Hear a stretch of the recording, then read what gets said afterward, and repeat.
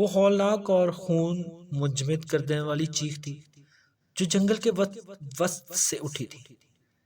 Driver Albert نے اچانک اپنی بس روک دی اور پیچھے سے ایک مسافر نے آواز دی، کیا ہوا بھائی، خیر تو ہے؟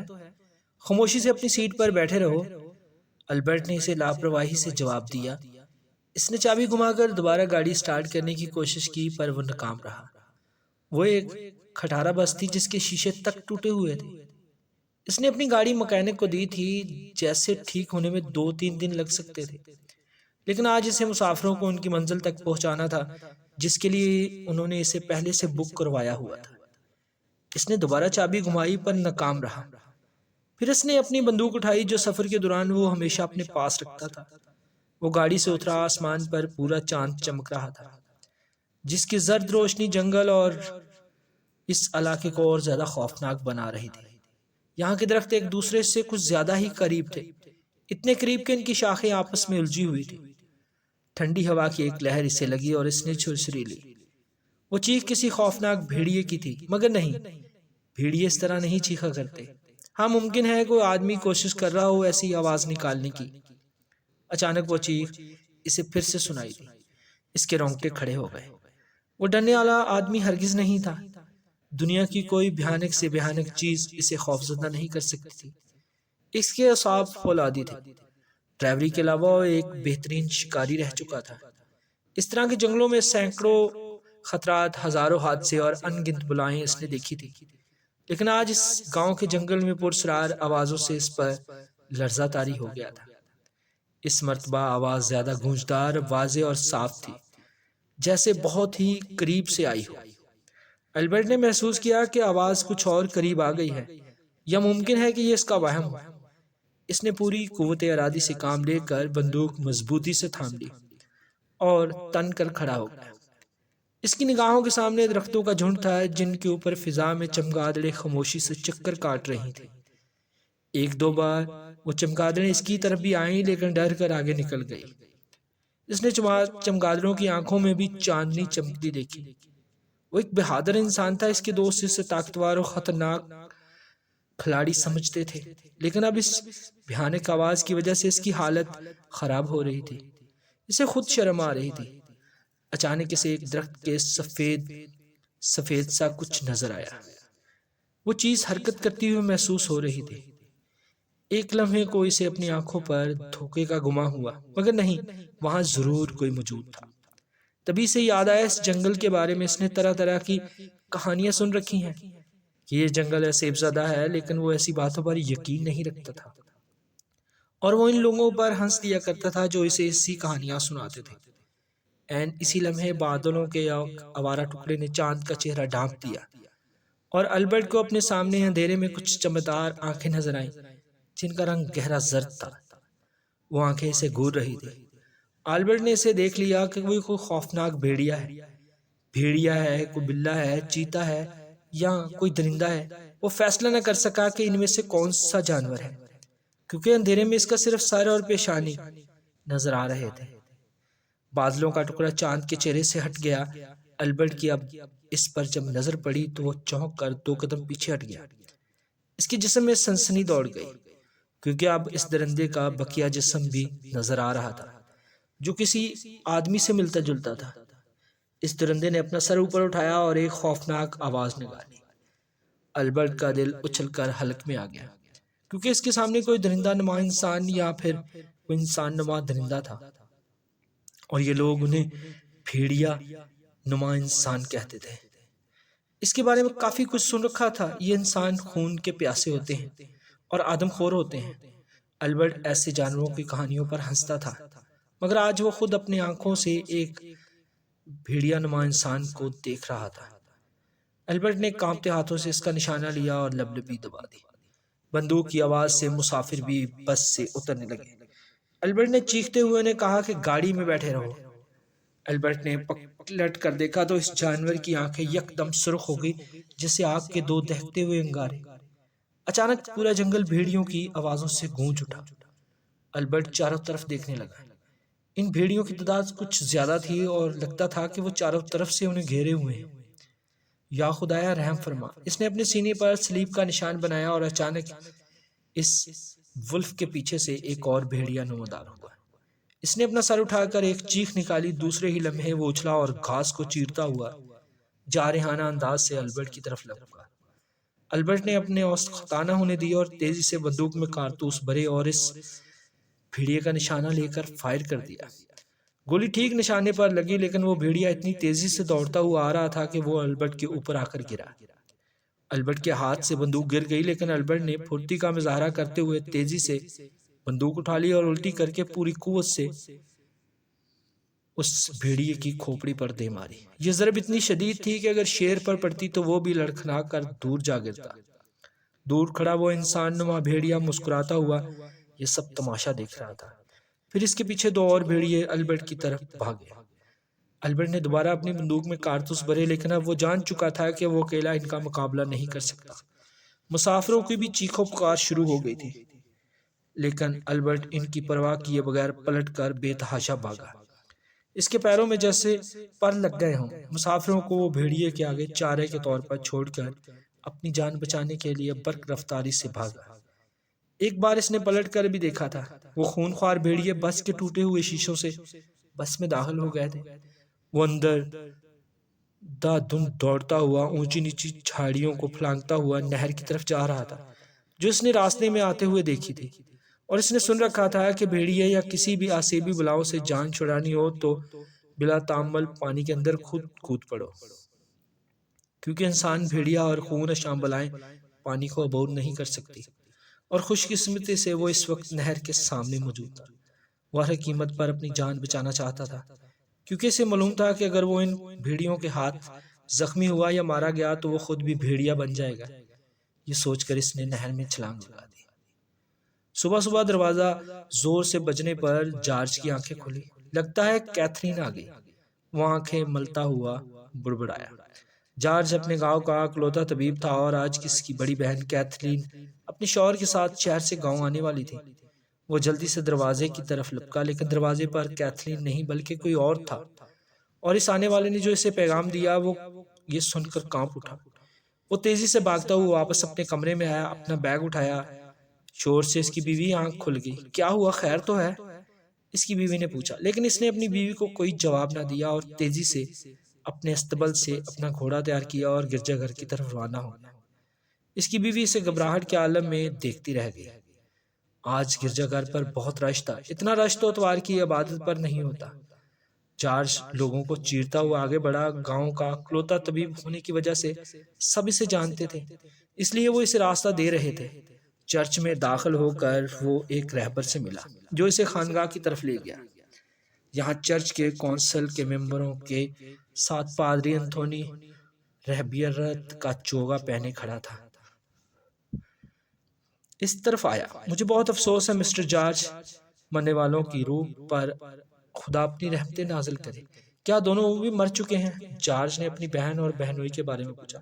سارے مسافر مر چکے ہیں، جو زندہ بچ گئے تھے ہم نے انہیں تلف کر دیا، کیونکہ انہیں اس بھیڑیے نے کاٹ ڈالا تھا، اس لیے ان کا زندہ رہنا ہم سب کے لیے خطرناک تھا۔ آپ تو اس بات کو جانتے ہیں نا، کیونکہ جنہیں ایک بار وہ بھیڑیا کاٹ لے تو ان میں شیطانی روح داخل ہو جاتی ہے اور وہ بھی انسانی خون کے پیاسے بن جاتے ہیں۔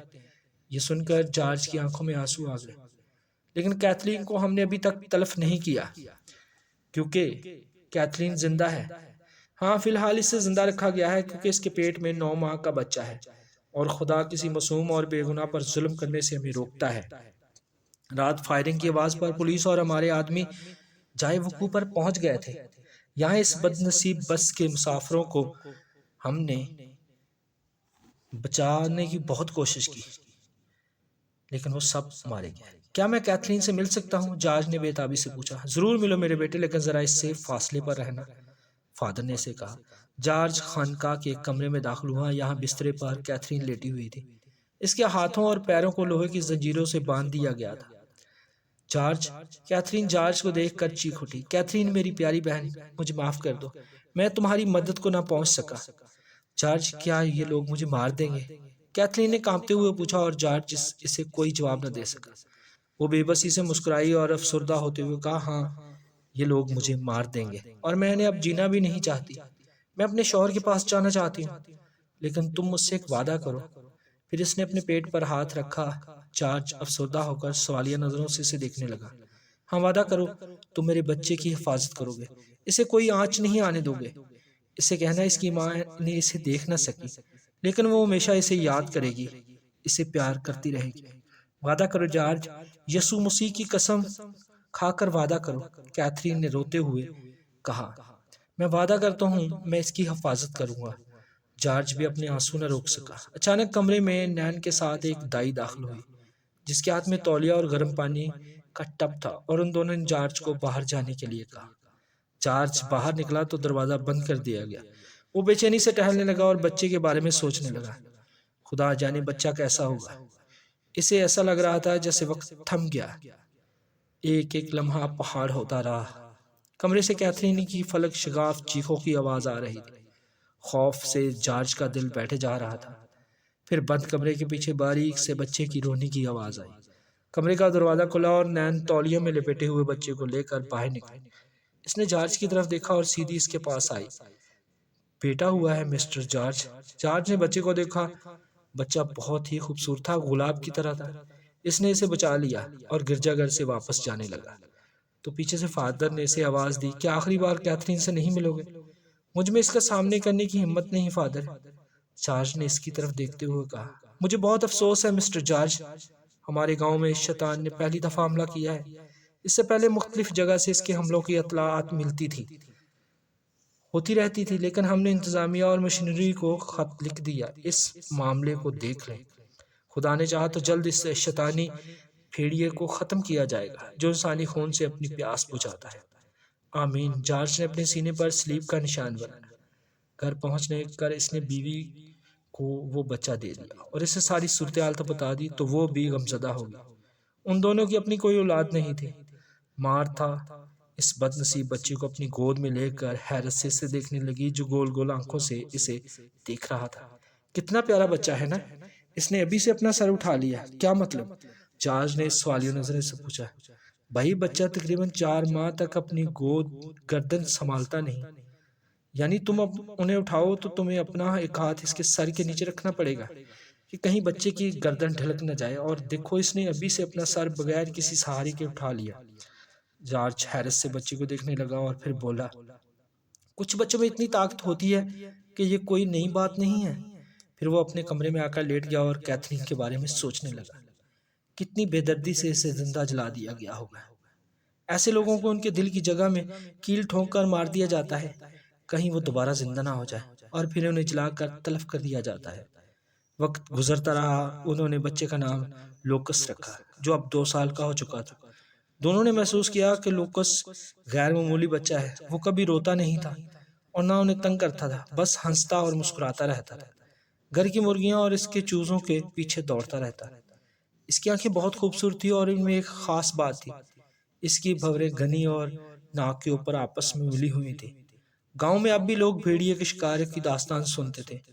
یہ داستان اتنی عجیب اور حیرت انگیز ہوتی تھی کہ اگر کوئی باہر کا آدمی سنے تو یقین ہی نہ کرے۔ اکثر گاؤں کے لوگ جارج سے ملنے اس کے دعا خانے آتے اور لوکس کے بارے میں پوچھتے کہ کیا وہ ٹھیک ہے، کیونکہ جب کیتھرین پر بھیڑیوں نے حملہ کیا تھا تو اس کے پیٹ میں بچہ تھا، اور اس کے خون میں بھی کیتھرین کا خون شامل ہو سکتا ہے۔ وہ آہستہ آہستہ اپنا اثر دکھا سکتا ہے۔ ایسی باتیں جارج کو دہلا کر رکھ دیتی تھی، لیکن وہ اپنی بیوی سے اس بات کا ذکر نہیں کرتا تھا کیونکہ وہ لوکس کو بھی اپنا چاہتی تھی۔ خود جارج بھی اسے بہت پیار کرتا تھا کیونکہ اس کی اپنی کوئی اولاد نہیں تھی۔ خدا نے شاید انہیں لوکس کی پرورش کے لیے ہی اولاد دے رکھی تھی۔ جارج تہمت پرست نہیں تھا، لیکن گاؤں والوں کی لوکس کے بارے میں باتیں سن کر اس پر شدید خوف مسلط ہو جاتا۔ وہ اپنی ہتھیلیاں بند کر کے رہ جاتا۔ ایک رات وہ اپنے دعا خانے سے فارغ ہو کر گھر پہنچا، دیکھا تو لوکس پنگھوڑے میں لیٹا ہوا تھا اور پاس بیٹھی مارتھا پنگھوڑے کی ڈور کھینچ رہی تھی اور بڑی محبت سے لوکس کو دیکھ رہی تھی۔ کیا بات ہے؟ اسے اتنے غور سے کیوں دیکھ رہی ہو؟ جارج نے مسکراتے ہوئے اپنی بیوی سے پوچھا۔ وہ آج ہماری پڑوسن مسز تھامسن آئی تھی اور وہ لوکس کے بارے میں الٹی سیدھی باتیں کر رہی تھی، مارتھا نے افسردہ لہجے میں کہا۔ اچھا، کیا کہہ رہی تھی مس تھارمس؟ وہ کہہ رہی تھی کہ آپ کا بچہ غیر معمولی ہے۔ وہ کہہ رہی تھی کہ اس کی آنکھیں بہت خوبصورت ہیں لیکن بھمرے وہ غیر معمولی تب گھنے ہیں اور ناک کے اوپر ہیں، یعنی آپس میں ملے ہوئے ہیں۔ وہ کہہ رہی تھی کہ ایسی بمرے کم ظرف لوگوں کی نشانی ہوتی ہے اور ہمارے گاؤں میں کسی کی بھی ایسی بمرے نہیں۔ اور تم خود سوچو، کیتھرین کی آنکھیں بھی ایسی نہیں تھی اور نہ ہی اس کے باپ کی۔ جارج اس کی بات سن کر مسکرایا اور بولا اس کے دادا یا پردادا کی آنکھیں ایسی ہو سکتی ہیں؟ چلو تم میرے لیے کھانا لگاؤ، بڑی زور کی بھوک لگی ہے۔ پھر وقت گزرتا رہا اور 5-6 سال تک گاؤں میں کوئی بھی ناخوشگوار واقعہ پیش نہیں آیا۔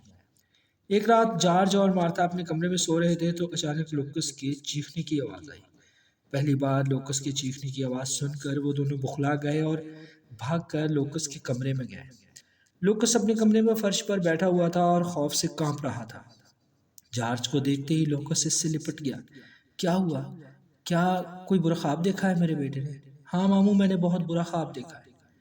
مارتھا نے آگے بڑھ کر اسے اپنی آغوش میں لے لیا اور پیار کرتے ہوئے کہا، خواب تو صرف خواب ہوتے ہیں، اس میں ڈرنے کی کوئی بات نہیں۔ ہاں مام، مگر ایسا خواب میں نے پہلی بار دیکھا ہے۔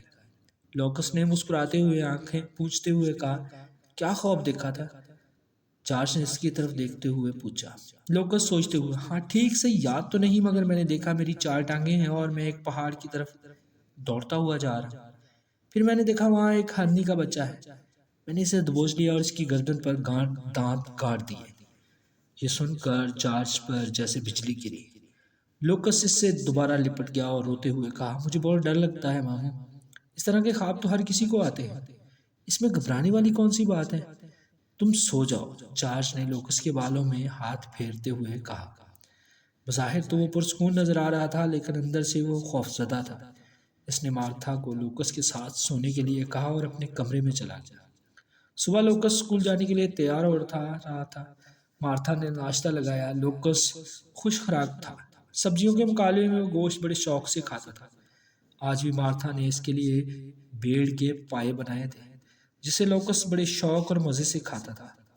مارتھا شفقت سے اسے کھاتا ہوا دیکھ رہی تھی اور جارج بڑے غور سے اس کی حرکات نوٹ کر رہا تھا۔ لوکس ہڈیوں کو چوس چوس کر ان کا گودا نکال کر کھا رہا تھا۔ دوسرے دن وہ اپنے دواخانے میں بیٹھا لوکس کے بارے میں سوچ رہا تھا۔ اس سے بڑھتی ہوئی بے چینی کا احساس ہوا۔ اس نے اٹھ کر اپنا دواخانہ بند کیا اور شہر کی طرف روانہ ہو گیا۔ وہاں اس نے ایک پرانی لائبریری سے بھیڑیوں کے متعلق جتنی بھی کتابیں اور مواد نظر آیا وہ مطالعے کے لیے خرید لیا اور اپنے دواخانے میں آ کر ان کتابوں کو پڑھنے لگا جس میں انسانی دماغ پر خود کو بھیڑیے یا کتا تصور کرتا ہے۔ دنیا کے تقریباً ہر حصے میں ایسا مرض پایا جاتا ہے، سیلون سے آئس لینڈ تک اور آئس لینڈ سے سیلون تک۔ ہر قدیم قوم میں اس مرض یا قلب مہابیت کے متعلق عجیب و غریب روایات مشہور ہیں۔ مثال شمالی میں امریکہ ریچھ نما آدمی، افریقہ کے لگڑ بگے، فلسطین کرستونیا کی کیٹ وومین اور انڈیا کی چڑیل جو رات کو قبرستان میں جا کر مردوں کو کھاتی ہے۔ مختصر یہ کہ ہر ملک میں ان عجیب و غریب مخلوقات کا خوف ہے۔ جارج نے ایک اور کتاب میں پڑھا کہ 18ویں صدی میں فرانس میں بھیڑیوں کی وبا پھیلی تھی جس سے خاندانوں کے خاندان اس کی لپیٹ میں آ گئے۔ پھر وہاں کی سرکاری فوج نے ان کا خاتمہ کیا اور ہزاروں کی تعداد میں انہیں جلا دیا گیا۔ ان میں سے کچھ بھیڑیے، انسان نما بھیڑیے، وہاں سے بھاگ کر دوسرے ملکوں میں چلے گئے۔ یہ بھیڑیے صرف راتوں کو اپنا شکار کرتے ہیں کیونکہ دن میں سورج کی تپش اور شعاعیں انہیں جلا کر بھسم کر دیتی ہیں، اس لیے یہ دن کو غار میں چھپے جاتے ہیں۔ یہ دماغی طور پر ایک دوسرے سے رابطے میں ہوتے ہیں، پھر ایک مقام پر اکٹھا ہوتے ہیں۔ یہ کسی بھی انسان کا خون پی کر اور اس کا گوشت کھا کر اسے ختم کر دیتے ہیں، لیکن اگر اتفاق سے کوئی انسان بچ جائے تو وہ بھی بھیڑیا بن جاتا ہے اور ان کے ساتھ شامل ہو جاتا ہے۔ ان کی خوراک صرف خون اور گوشت ہوتی ہے اور انسان ان کی سب سے بہترین غذا ہوتی ہے۔ جارج رات گئے تک ان کتابوں کا مطالعہ کرتا رہا، پھر اس نے کتابیں بند کر کے ایک طرف رکھ دی اور ٹانگیں پھیلا کر بیٹھ گیا۔ اس نے اپنے دونوں ہاتھوں کی انگلیاں آپس میں پھنسا کر ان کو سر کے پیچھے رکھ کر آنکھیں بند کر لی۔ کیا قدرت انسان کو بھیڑیے سے انسان اور انسان سے بھیڑیا بنا سکتی ہے؟ لیکن کچھ بھی ہو، اس نے بھیڑیوں اور بھیڑیوں کے بارے میں جتنی بھی علامات پڑھی تھی وہ لوکس میں نہیں تھی۔ لوکس سبزی بھی کھاتا تھا اور نہ ہی سورج کی شعاعوں سے اس کا کچھ بگڑتا تھا، اور نہ ہی وہ چرچ اور چرچ کے مقدس پانی سے گھبراتا تھا، کیونکہ بھیڑیا چرچ اور مقدس پانی سے دور بھاگتے ہیں۔ اس کے دل کو ایک تسلی ہوئی، لیکن پھر بھی وہ لوکس پر نظر رکھتا اور اس نے مارتھا سے کہا تھا کہ لوکس کے کھانے میں گوشت کم کر دے۔ مارتھا پریشان تھی کہ وہ لوکس جو ہمیشہ ہنستا مسکراتا رہتا تھا اب راتوں کو ڈرتا ہے اور رونے لگتا ہے۔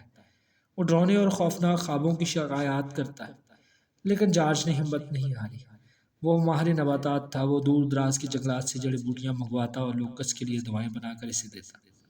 اور پھر یہ عجیب بات ہوئی کہ لوکس نے صحت پکڑنا شروع کر دی۔ اب وہ بھیانک خوابوں کی شکایات نہ کرتا تھا، یا شاید وہ اب خوابوں کا عادی ہو گیا تھا۔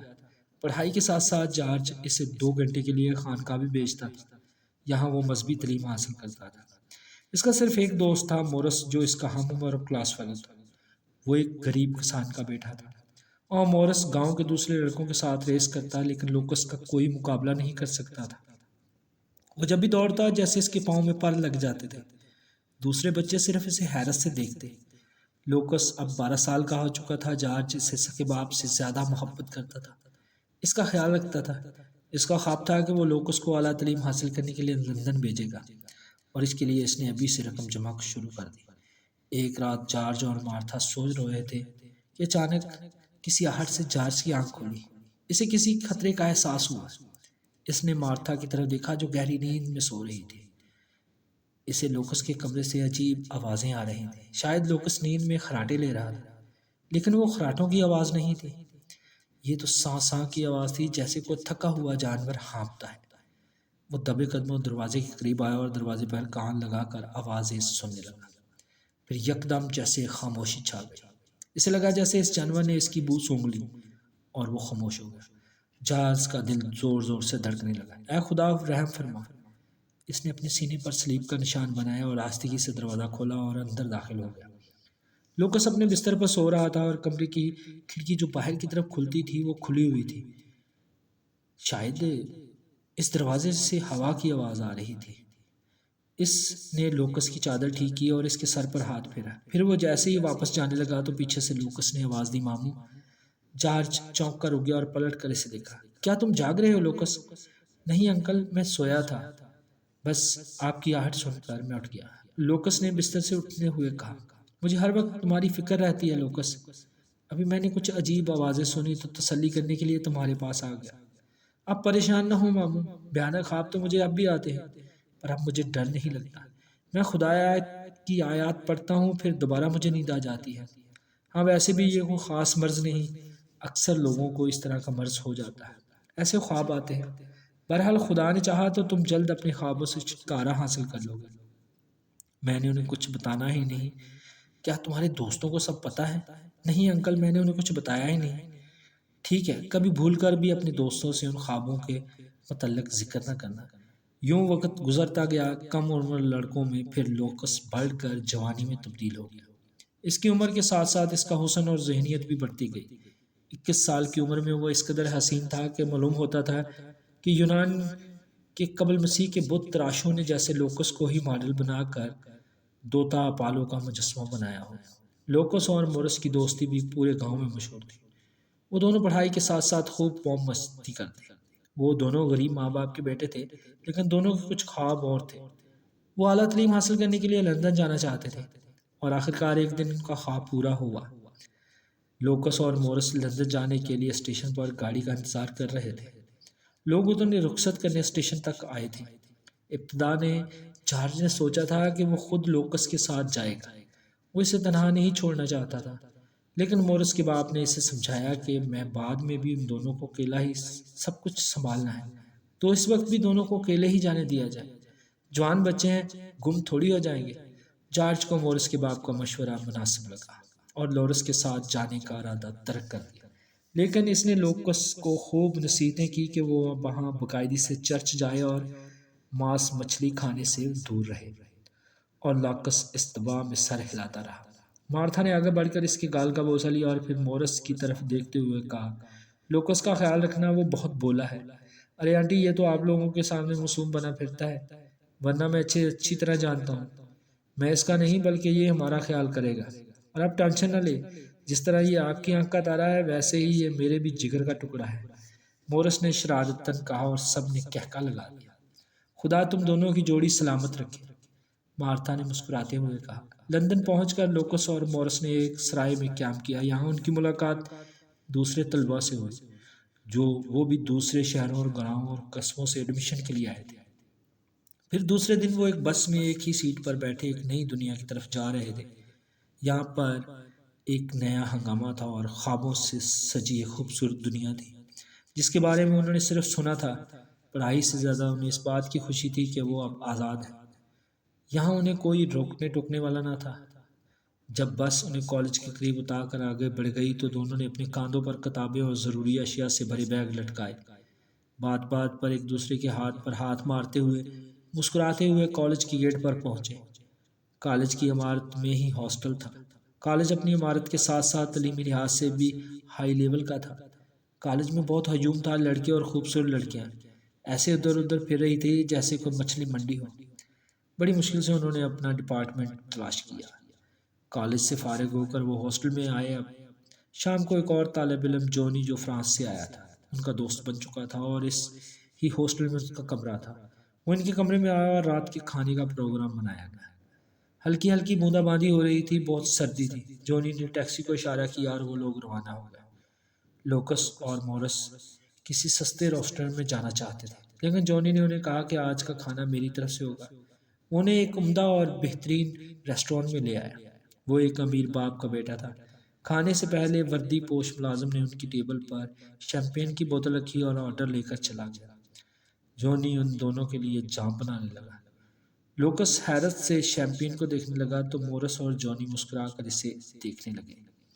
گاؤں میں مورس اپنے گھر والوں سے چھپ کر کبھی کبھی شراب پی لیتا تھا اور کافی لڑکیوں کے ساتھ تعلقات بھی رکھ چکے تھے، جبکہ لوکس اس معاملے میں بالکل اناڑی تھا اور نہ ہی کبھی اس نے شراب پی تھی، اس لیے وہ تھوڑا کنفیوز تھا۔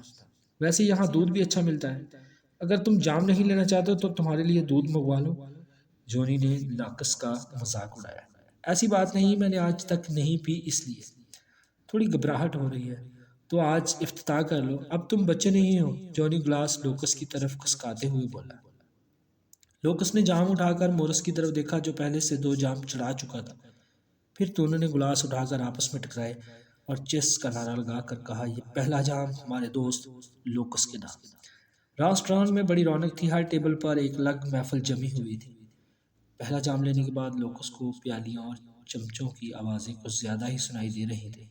وہ پھٹی پھٹی آنکھوں سے چاروں طرف دیکھ رہا تھا۔ میوزک بج رہا تھا، ہر طرف سے لوگوں کے کہکوں کی آواز آ رہی تھی۔ لوکس کو ایسا محسوس ہو رہا تھا جیسے سب لوگ اس کی طرف دیکھ کر ہنس رہے ہیں۔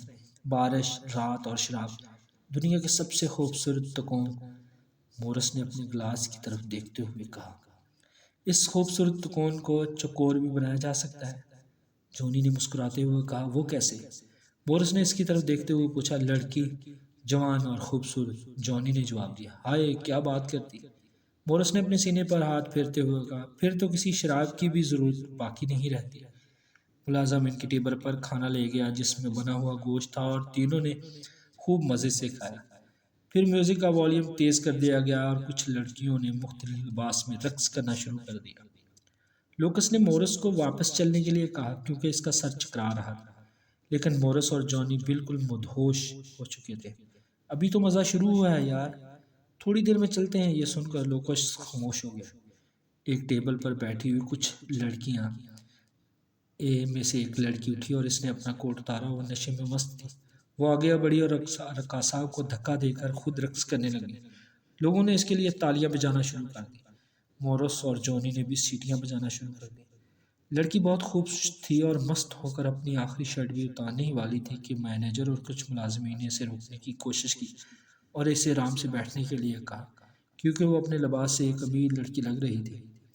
اس نے مینیجر کو دھکا دے دیا اور ان تینوں کی ٹیبل کی طرف آئی اور ان کی ٹیبل سے شیمپین کی بوتل اٹھا کر اپنے منہ پر لگا لی۔ گٹا گٹ کر کے وہ بوتل ختم کی اور اسے فرش پر پھینک دیا۔ وہ تینوں حیرت سے اسے دیکھنے لگے۔ کون جوان آج مجھے اپنے ساتھ لے جانا چاہے گا؟ آج میں اس کی ہوں، لڑکی نے چاروں طرف دیکھتے ہوئے کہا۔ لڑکی کی یہ حالت دیکھ کر اس کی ہمجولیاں چپکی سے ریسٹورنٹ سے کھسکنا شروع ہو گئی۔ ماحول میں سناٹا چھا گیا۔ لوگ حیرت سے لڑکی کی طرف دیکھ رہے تھے جو کوئی بگڑی ہوئی امیرزادی لگ رہی تھی۔ مورس اور جانی مینی خیز نظروں سے ایک دوسرے کی طرف دیکھ کر مسکرائے۔ ہم تمہیں اپنے ساتھ لے جانا چاہیں گے، مورس نے لڑکی کی طرف دیکھتے ہوئے کہا اور آگے بڑھ کر اپنا ہاتھ لڑکی کی کمر میں ڈال دیا۔ تو پھر چلو، آج میں تمہاری بن گئی، لڑکی نے مسکراتے ہوئے کہا۔ لوکس نے اسے روکنا چاہا۔ مورس، بچہ نہیں کرو، ہمیں واپس چلنا ہے۔ لیکن جونی نے اسے روکتے ہوئے کہا، اگر تم ہمارا ساتھ چلنا نہیں چاہتے تو تم ہاسٹل چلے جاؤ، تھوڑی دیر میں ہم دونوں بھی آ جائیں گے۔ لڑکی نے اپنی گاڑی کی چابی مورس کو دی اور وہ تینوں ریسٹورنٹ سے نکل گئے۔ لوکس ان کے پیچھے چل کر انہیں سمجھاتا رہا، لیکن انہوں نے اس کی کوئی پرواہ نہ کی کیونکہ وہ نشے میں بہک چکے تھے۔ ان پر ہوس کا بھوت سوار ہو چکا تھا اور لوکس اپنے دوستوں کو جاتے ہوئے دیکھتا رہ گیا۔ اسے مورس پر سخت غصہ آ رہا تھا، لیکن وہ اس کی طبیعت سے واقف تھا۔ وہ مایوسی کے عالم میں ریسٹورنٹ سے باہر نکلا۔ اچانک اس کے قدم لڑکھڑائے تو وہ ریسٹورنٹ کی سیڑھیوں پر بیٹھ گیا۔ ہلکی ہلکی بارش اب بھی ہو رہی تھی۔ وہ ٹیکسی کا انتظار کرنے لگا۔ مجھے تمہارے دوستوں کی یہ حرکت سخت گھنونی لگی۔ اچانک لوکس کو اپنے پیچھے آواز آئی۔ اس نے پلٹ کر دیکھا تو کوئی آدمی تھا جس کی عمر کوئی 50 یا 55 سال ہوگی۔ وہ بلیک کوٹ اور اسی رنگ کی ٹوپی پہنے ہوئے تھا اور ریسٹورنٹ کے دروازے پر کھڑا تھا۔ لوکس اسے دیکھ کر کھڑا ہو گیا اور سوالی نظروں سے اسے دیکھنے لگا۔ میرا نام البرٹ ہے اور میں تمہارے ساتھ والی ٹیبل پر بیٹھا تم لوگوں کا تماشا دیکھ رہا تھا۔ کیا تم اسٹوڈنٹ ہو؟ جی ہاں، ہمیں بس کھانا کھانے آئے تھے، تھوڑی سی شراب اور یہ تماشا ہو گیا۔ اس طرح کے تماشے تو یہاں روز ہوتے رہتے ہیں۔ گناہوں کے فرشتے تو ان پر کہکا لگاتے ہوں گے۔ خدا نے انسان کو اشرف المخلوقات بنایا ہے، لیکن انسان تو جانور بن گیا ہے۔ کیا تم نے پہلے کبھی ایسی عورت دیکھی ہے جو اس طرح کھلے کھلے مردوں کو دعوت دیتی پھرے، وہ بھی مفت؟ لوکس حیرت سے اسے دیکھنے لگا۔ تم شاید مجھے کوئی سنکی بوڑھا سمجھ رہے ہوگے۔ البرٹ نے اسے کہا، نہیں سر، آپ میرے لیے محترم ہیں اور آپ تو مجھے کوئی پادری معلوم ہوتے ہیں۔ نہیں میرے بیٹے، میں کوئی پادری نہیں ہوں، میں تو بس تمہیں یہ سمجھانے کے لیے آیا تھا کہ تمہیں اپنے دوستوں کو روکنا چاہیے۔ تمہیں بھی ایسی لڑکی سے دور رہنا چاہیے، کیونکہ ایسی لڑکیاں جنسی ہوس کی مریض ہوتی ہیں۔ یہ ایک موذی مرض ہے اور ایسے لوگوں میں ایک درندہ چھپا ہوتا ہے۔ ایسے لوگ اپنی ہوس پوری کرنے کے لیے کسی کو بھی اپنا شکار بنا لیتے ہیں، یہاں تک کہ قبروں سے مردے نکال کر اپنی ہوس پوری کرتے ہیں، اور یہ خاص اور مانس کی نسل کی نشانی ہے۔ لوکس حیرت سے اسے دیکھنے لگا۔ تم ایگل ایجوڈنٹ انسٹیٹیوٹ کی طرف جاؤ گے نا؟ میں بھی اس طرف جا رہا ہوں، آؤ میں تمہیں وہاں تک چھوڑ دوں، ویسے بھی تمہاری طبیعت ٹھیک معلوم نہیں ہو رہی۔ لوکس نے کچھ دیر سوچا اور پھر اس کی گاڑی میں بیٹھ گیا۔ میں نے بدماشوں کے بارے میں اپنے ماموں سے سنا ہے، ہمارے گاؤں میں بھی ان کے بارے میں قصے سنے جاتے ہیں، لیکن اسے انسانی روپ میں آج تک کہیں بھی نہیں دیکھا۔ لوکس نے اس کی باتوں میں دلچسپی لیتے ہوئے پوچھا۔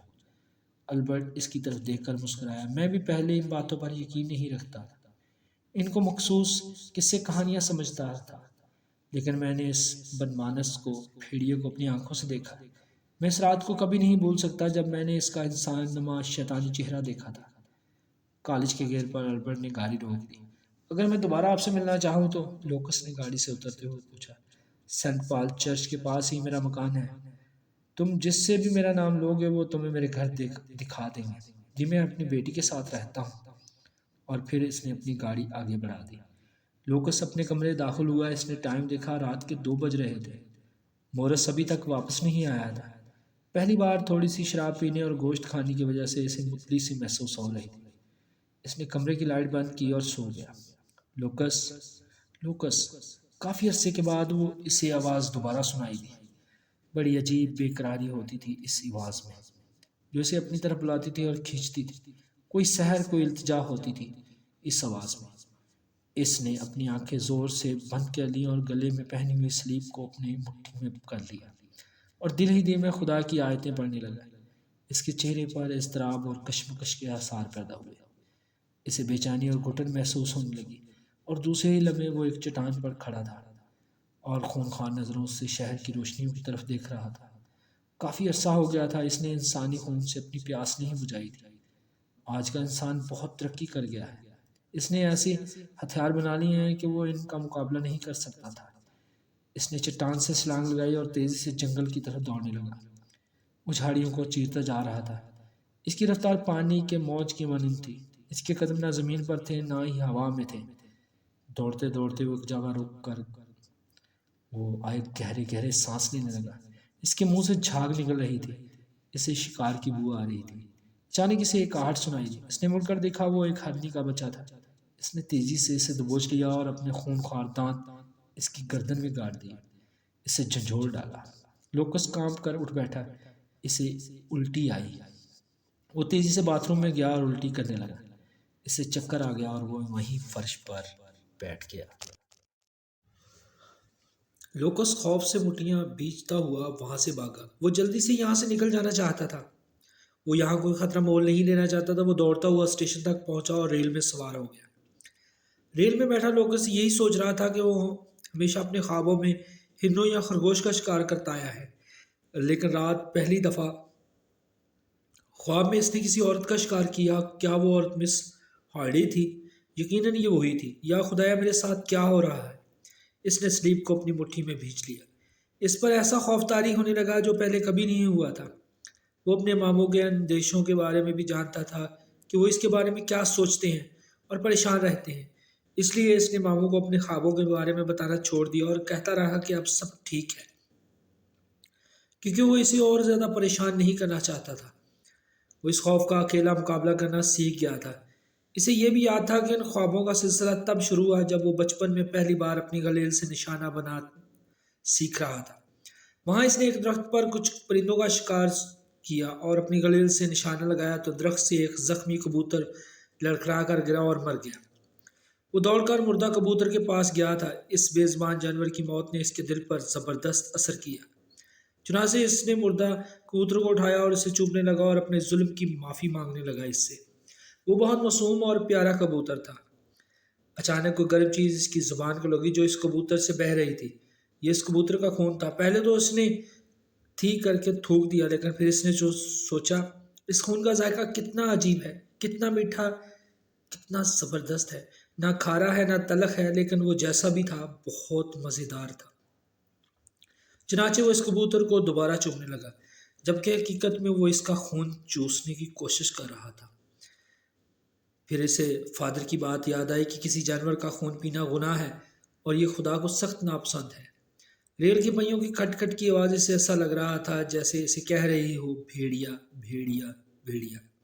شام کو مورس جیسے ہی اپنے ہاسٹل کمرے میں داخل ہوا تو دیکھا لوکس اپنے بستر میں سو رہا ہے۔ ارے یہ کب واپس آیا؟ مورس نے بڑبڑاتے ہوئے اس کی چادر کھینچی۔ لوکس نے گردن اس کی طرف گھمائی، اس کا چہرہ سرخ تھا۔ مجھے پڑا ہی رہنے دو مورس، میری طبیعت ٹھیک نہیں۔ کیا ہوا تجھے؟ تو کہاں غائب تھا؟ مورس نے اس کی چادر گھسیٹ لی تو اس کے پیروں میں ایسے زخموں کے نشان آئے جیسے وہ میلوں بھاگتا ہوا آیا ہو۔ لوکس ہلکا سا کرا کر اٹھ بیٹھا۔ مورس، ایک مشکل آن پڑی ہے دوست۔ کیسی مشکل؟ جب لوکس نے اسے ساری صورتحال بتائی تو وہ بھی سوچ میں پڑ گیا اور اسے غور سے دیکھنے لگا۔ پھر اس کے قریب آ کے بیٹھ گیا۔ کیا تم واقعی صحیح کہہ رہے ہو یا مذاق کر رہے ہو؟ کیا میں نے کبھی تم سے اس طرح کا پہلے مذاق کیا ہے؟ لوکس نے سنجیدہ لہجے میں کہا۔ لیکن تم وہاں سے بھاگے کیوں؟ تمہیں وہاں پر رک کر پولیس کو اطلاع دینی چاہیے تھی۔ چلو اگر میں وہاں پولیس کو اطلاع دینے کے لیے رک جاتا تو پھر میں وہاں اپنی موجودگی کا کیا جواز پیش کرتا؟ کیا میں انہیں یہ بتاتا کہ میں وہاں مسز ہارڈی کے ساتھ رنگلیاں منانے آیا تھا؟ اس کمپلینٹ والے واقعے کی تو بعد میں ہمیں اچھی طرح جاننا بھی ہے، پھر ایک اور نئی مصیبت کھڑی ہو جاتی۔ لیکن اس حزام زادی کو سیراٹونیا جانے کی کیا ضرورت تھی؟ کیا اس کے پاس یہاں جگہ نہیں تھی؟ مجھے کیا پتا، شاید وہ یہاں مسٹر ہارڈی سے خوفزدہ ہو۔ تمہیں وہاں کس نے دیکھا تو نہیں؟ مورس نے۔ نہیں، وہ ریسٹ ہاؤس آبادی سے الگ ایک پہاڑی پر تھا۔ لوکس نے سوچتے ہوئے جواب دیا۔ چلو ٹھیک ہے، تم نہ گھبراؤ، جو ہوگا دیکھا جائے گا۔ کیا تم نے کھانا کھایا؟ مورس نے اسے تسلی دیتے ہوئے کہا۔ نہیں، میرا کھانے کو موڈ نہیں ہے۔ ٹھک ٹھک ٹھک، اچانک دروازہ بجنے لگا۔ جونی ہوگا، مورس بڑبڑاتے ہوئے دروازے کی طرف لگا۔ جب اس نے دروازہ کھولا تو حیران رہ گیا کیونکہ ایک خوبصورت لڑکی دروازے پر کھڑی تھی۔ کیا لوکس یہاں پہ رہتا ہے؟ لوکس حیرت سے لوکس کے پاؤں کو دیکھ رہا تھا اور دروازے سے ہٹ گیا۔ میں یہاں سے گزر رہی تھی تو سوچا تمہیں انوائٹ کرتی جاؤں۔ کل میری برتھ ڈے پارٹی ہے، کیا تم آؤ گے؟ وہ صوفیہ تھی اور مسکراتے ہوئے میری طرف آ رہی تھی۔ ہاں کیوں نہیں، میں ضرور آؤں گا۔ لیکن تمہاری آنکھیں کیوں سوج رہی ہیں؟ کیا تمہیں بخار ہے؟ ہاں، اس کی طبیعت ٹھیک نہیں، میں ابھی اسے ڈاکٹر کے پاس لے جانے والا تھا۔ صوفیہ نے مورس کی طرف دیکھا۔ اگر تم لوگ چاہو تو میرے ساتھ جا سکتے ہو، میرے پاس گاڑی ہے۔ ہاں یہ تو اور بھی اچھا ہے۔ ارے نہیں، تمہیں خواہ تکلیف ہوگی۔ کوئی تکلیف نہیں ہوگی، چلو میرے ساتھ۔ مورس اور صوفیہ ویٹنگ روم میں بیٹھے۔ لوکس ڈاکٹر یوسف کے کمرے میں بیٹھا تھا۔ اب تم کیسا محسوس کر رہے ہو؟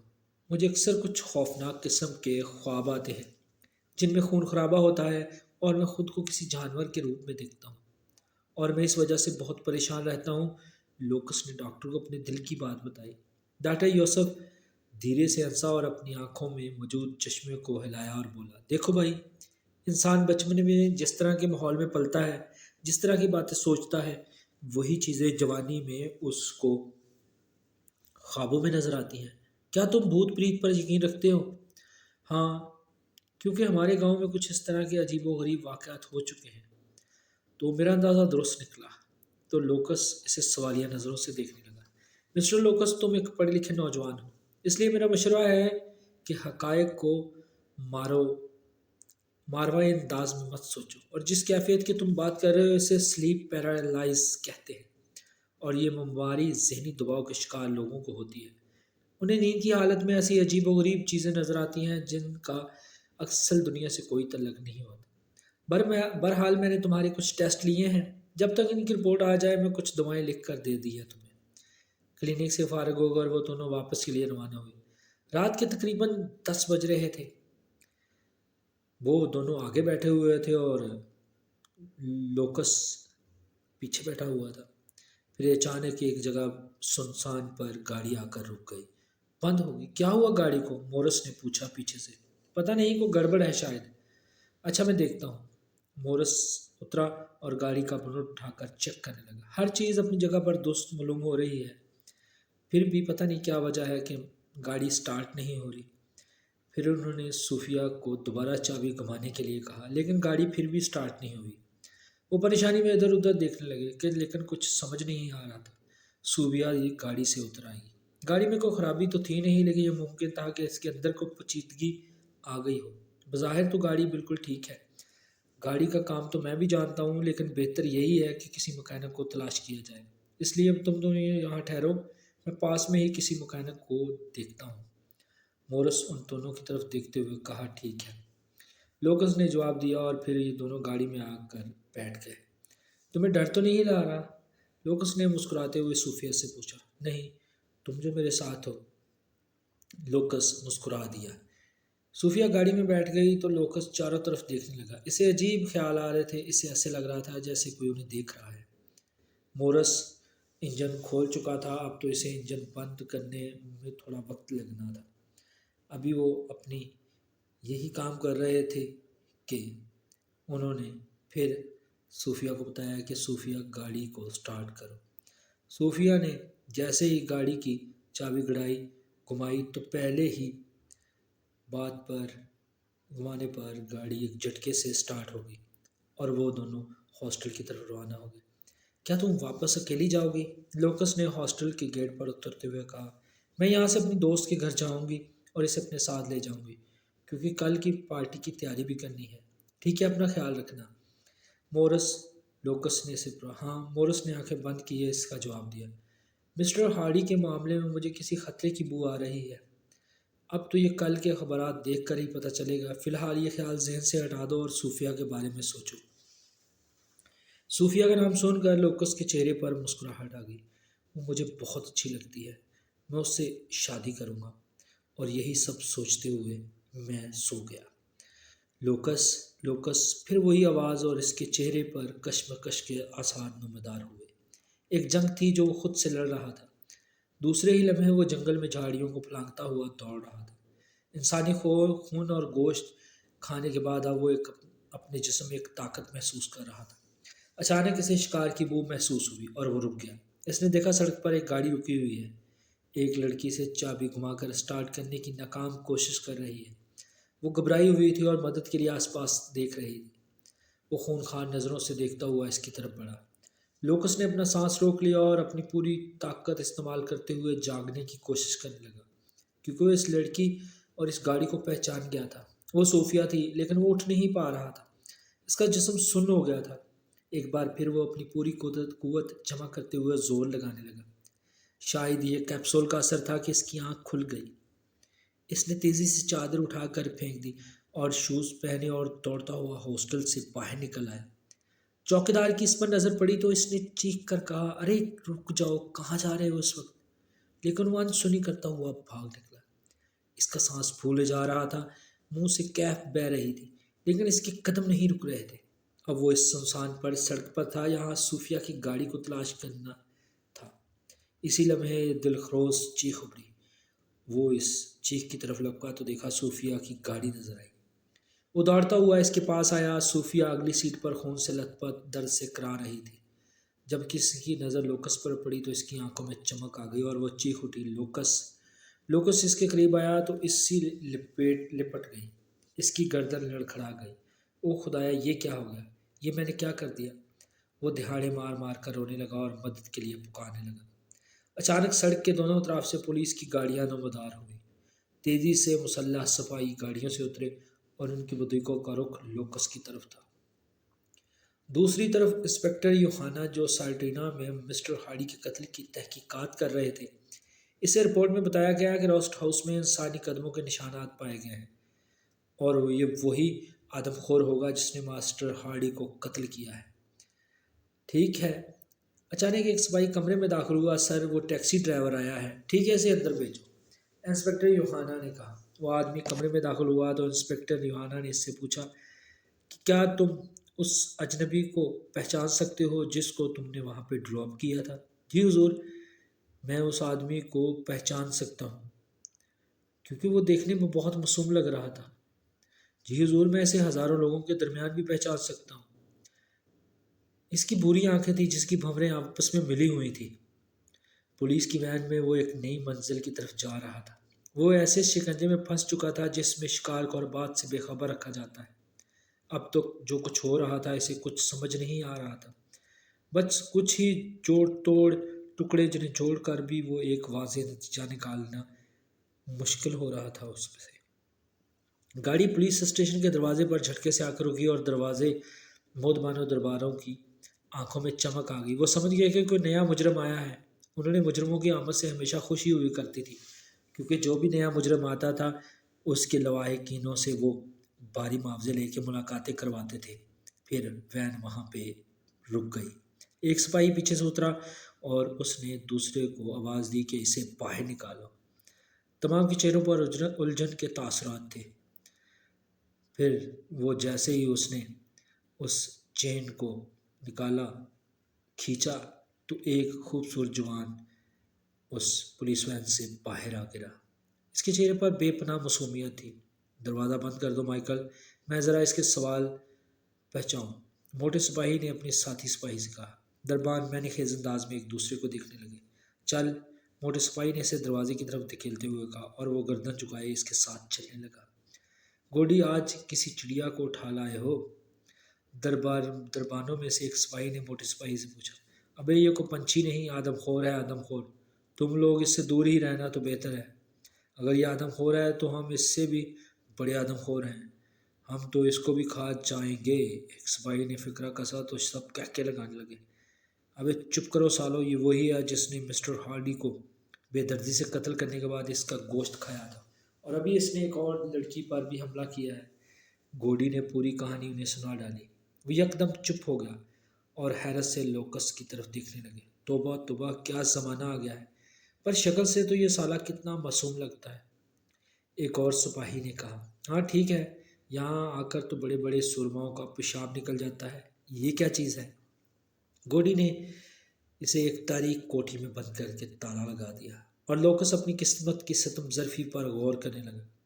اس کی حالت دیکھنے کے قابل تھی۔ اس کی آنکھیں ٹھہری ہوئی تھی۔ وہ خود کو صوفیہ کی موت کا ذمہ دار سمجھ رہا تھا۔ وہ اسی خیال سے ماحول سے بیگانہ سا تھا۔ اس کے چہرے پر ایک قسم کی اداسی اور دل گرفتہ سے آثار نمودار ہونے والے تھے۔ اسی لمحے کوٹھی کا دروازہ کھلا اور ایک انسپکٹر اندر داخل ہوا۔ اس کے ساتھ ایک مسلح سپاہی بھی تھا۔ وہ ایک ایماندار پولیس افسر تھا اور مجرم اس کے نام سے کانپتے تھے۔ اس نے جب بھی کوئی کیس اپنے ہاتھ لیا تھا تو اسے حل کر کے ہی چھڑا تھا۔ اس کی پوسٹنگ تو سارٹینا میں تھی، لیکن وہ مسٹر ہارڈی کے کیس کے سلسلے میں یہاں آیا ہوا تھا۔ کیا تم اپنا جرم قبول کرتے ہو یا ہمیں کوئی اور راستہ اختیار کرنا پڑے؟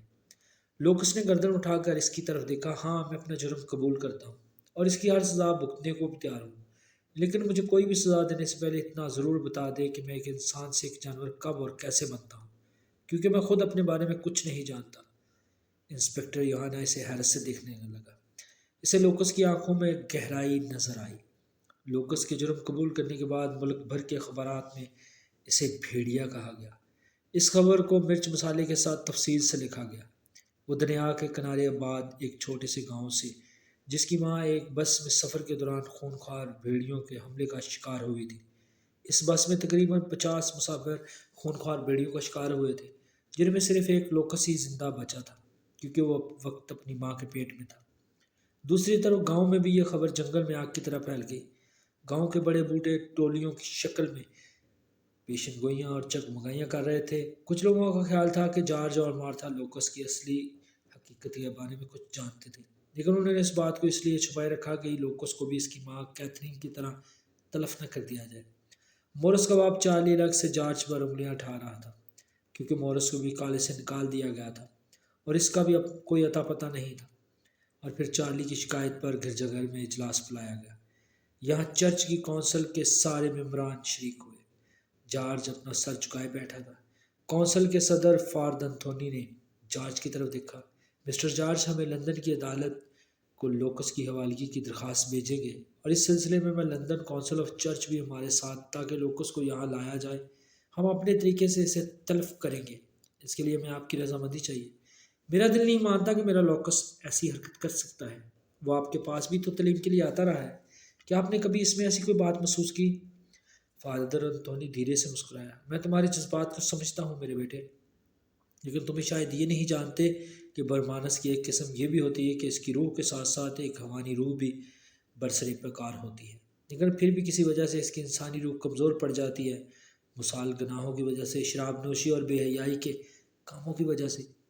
پھر وہ حیوانی روح اس پر غالب آ جاتی ہے اور وہ انسانی روح اس جسم کو چھوڑ دیتی ہے۔ جب تک لوکس ہمارے پاس تھا وہ محفوظ تھا۔ اگر وہ چاہتا تو اپنی پاک دامنی اور قوت امانی سے اس حیوانی روح پر غالب ہو سکتا تھا، لیکن وہ کمزور پڑ گیا۔ وہ شہر کی رنگوں میں کھو گیا۔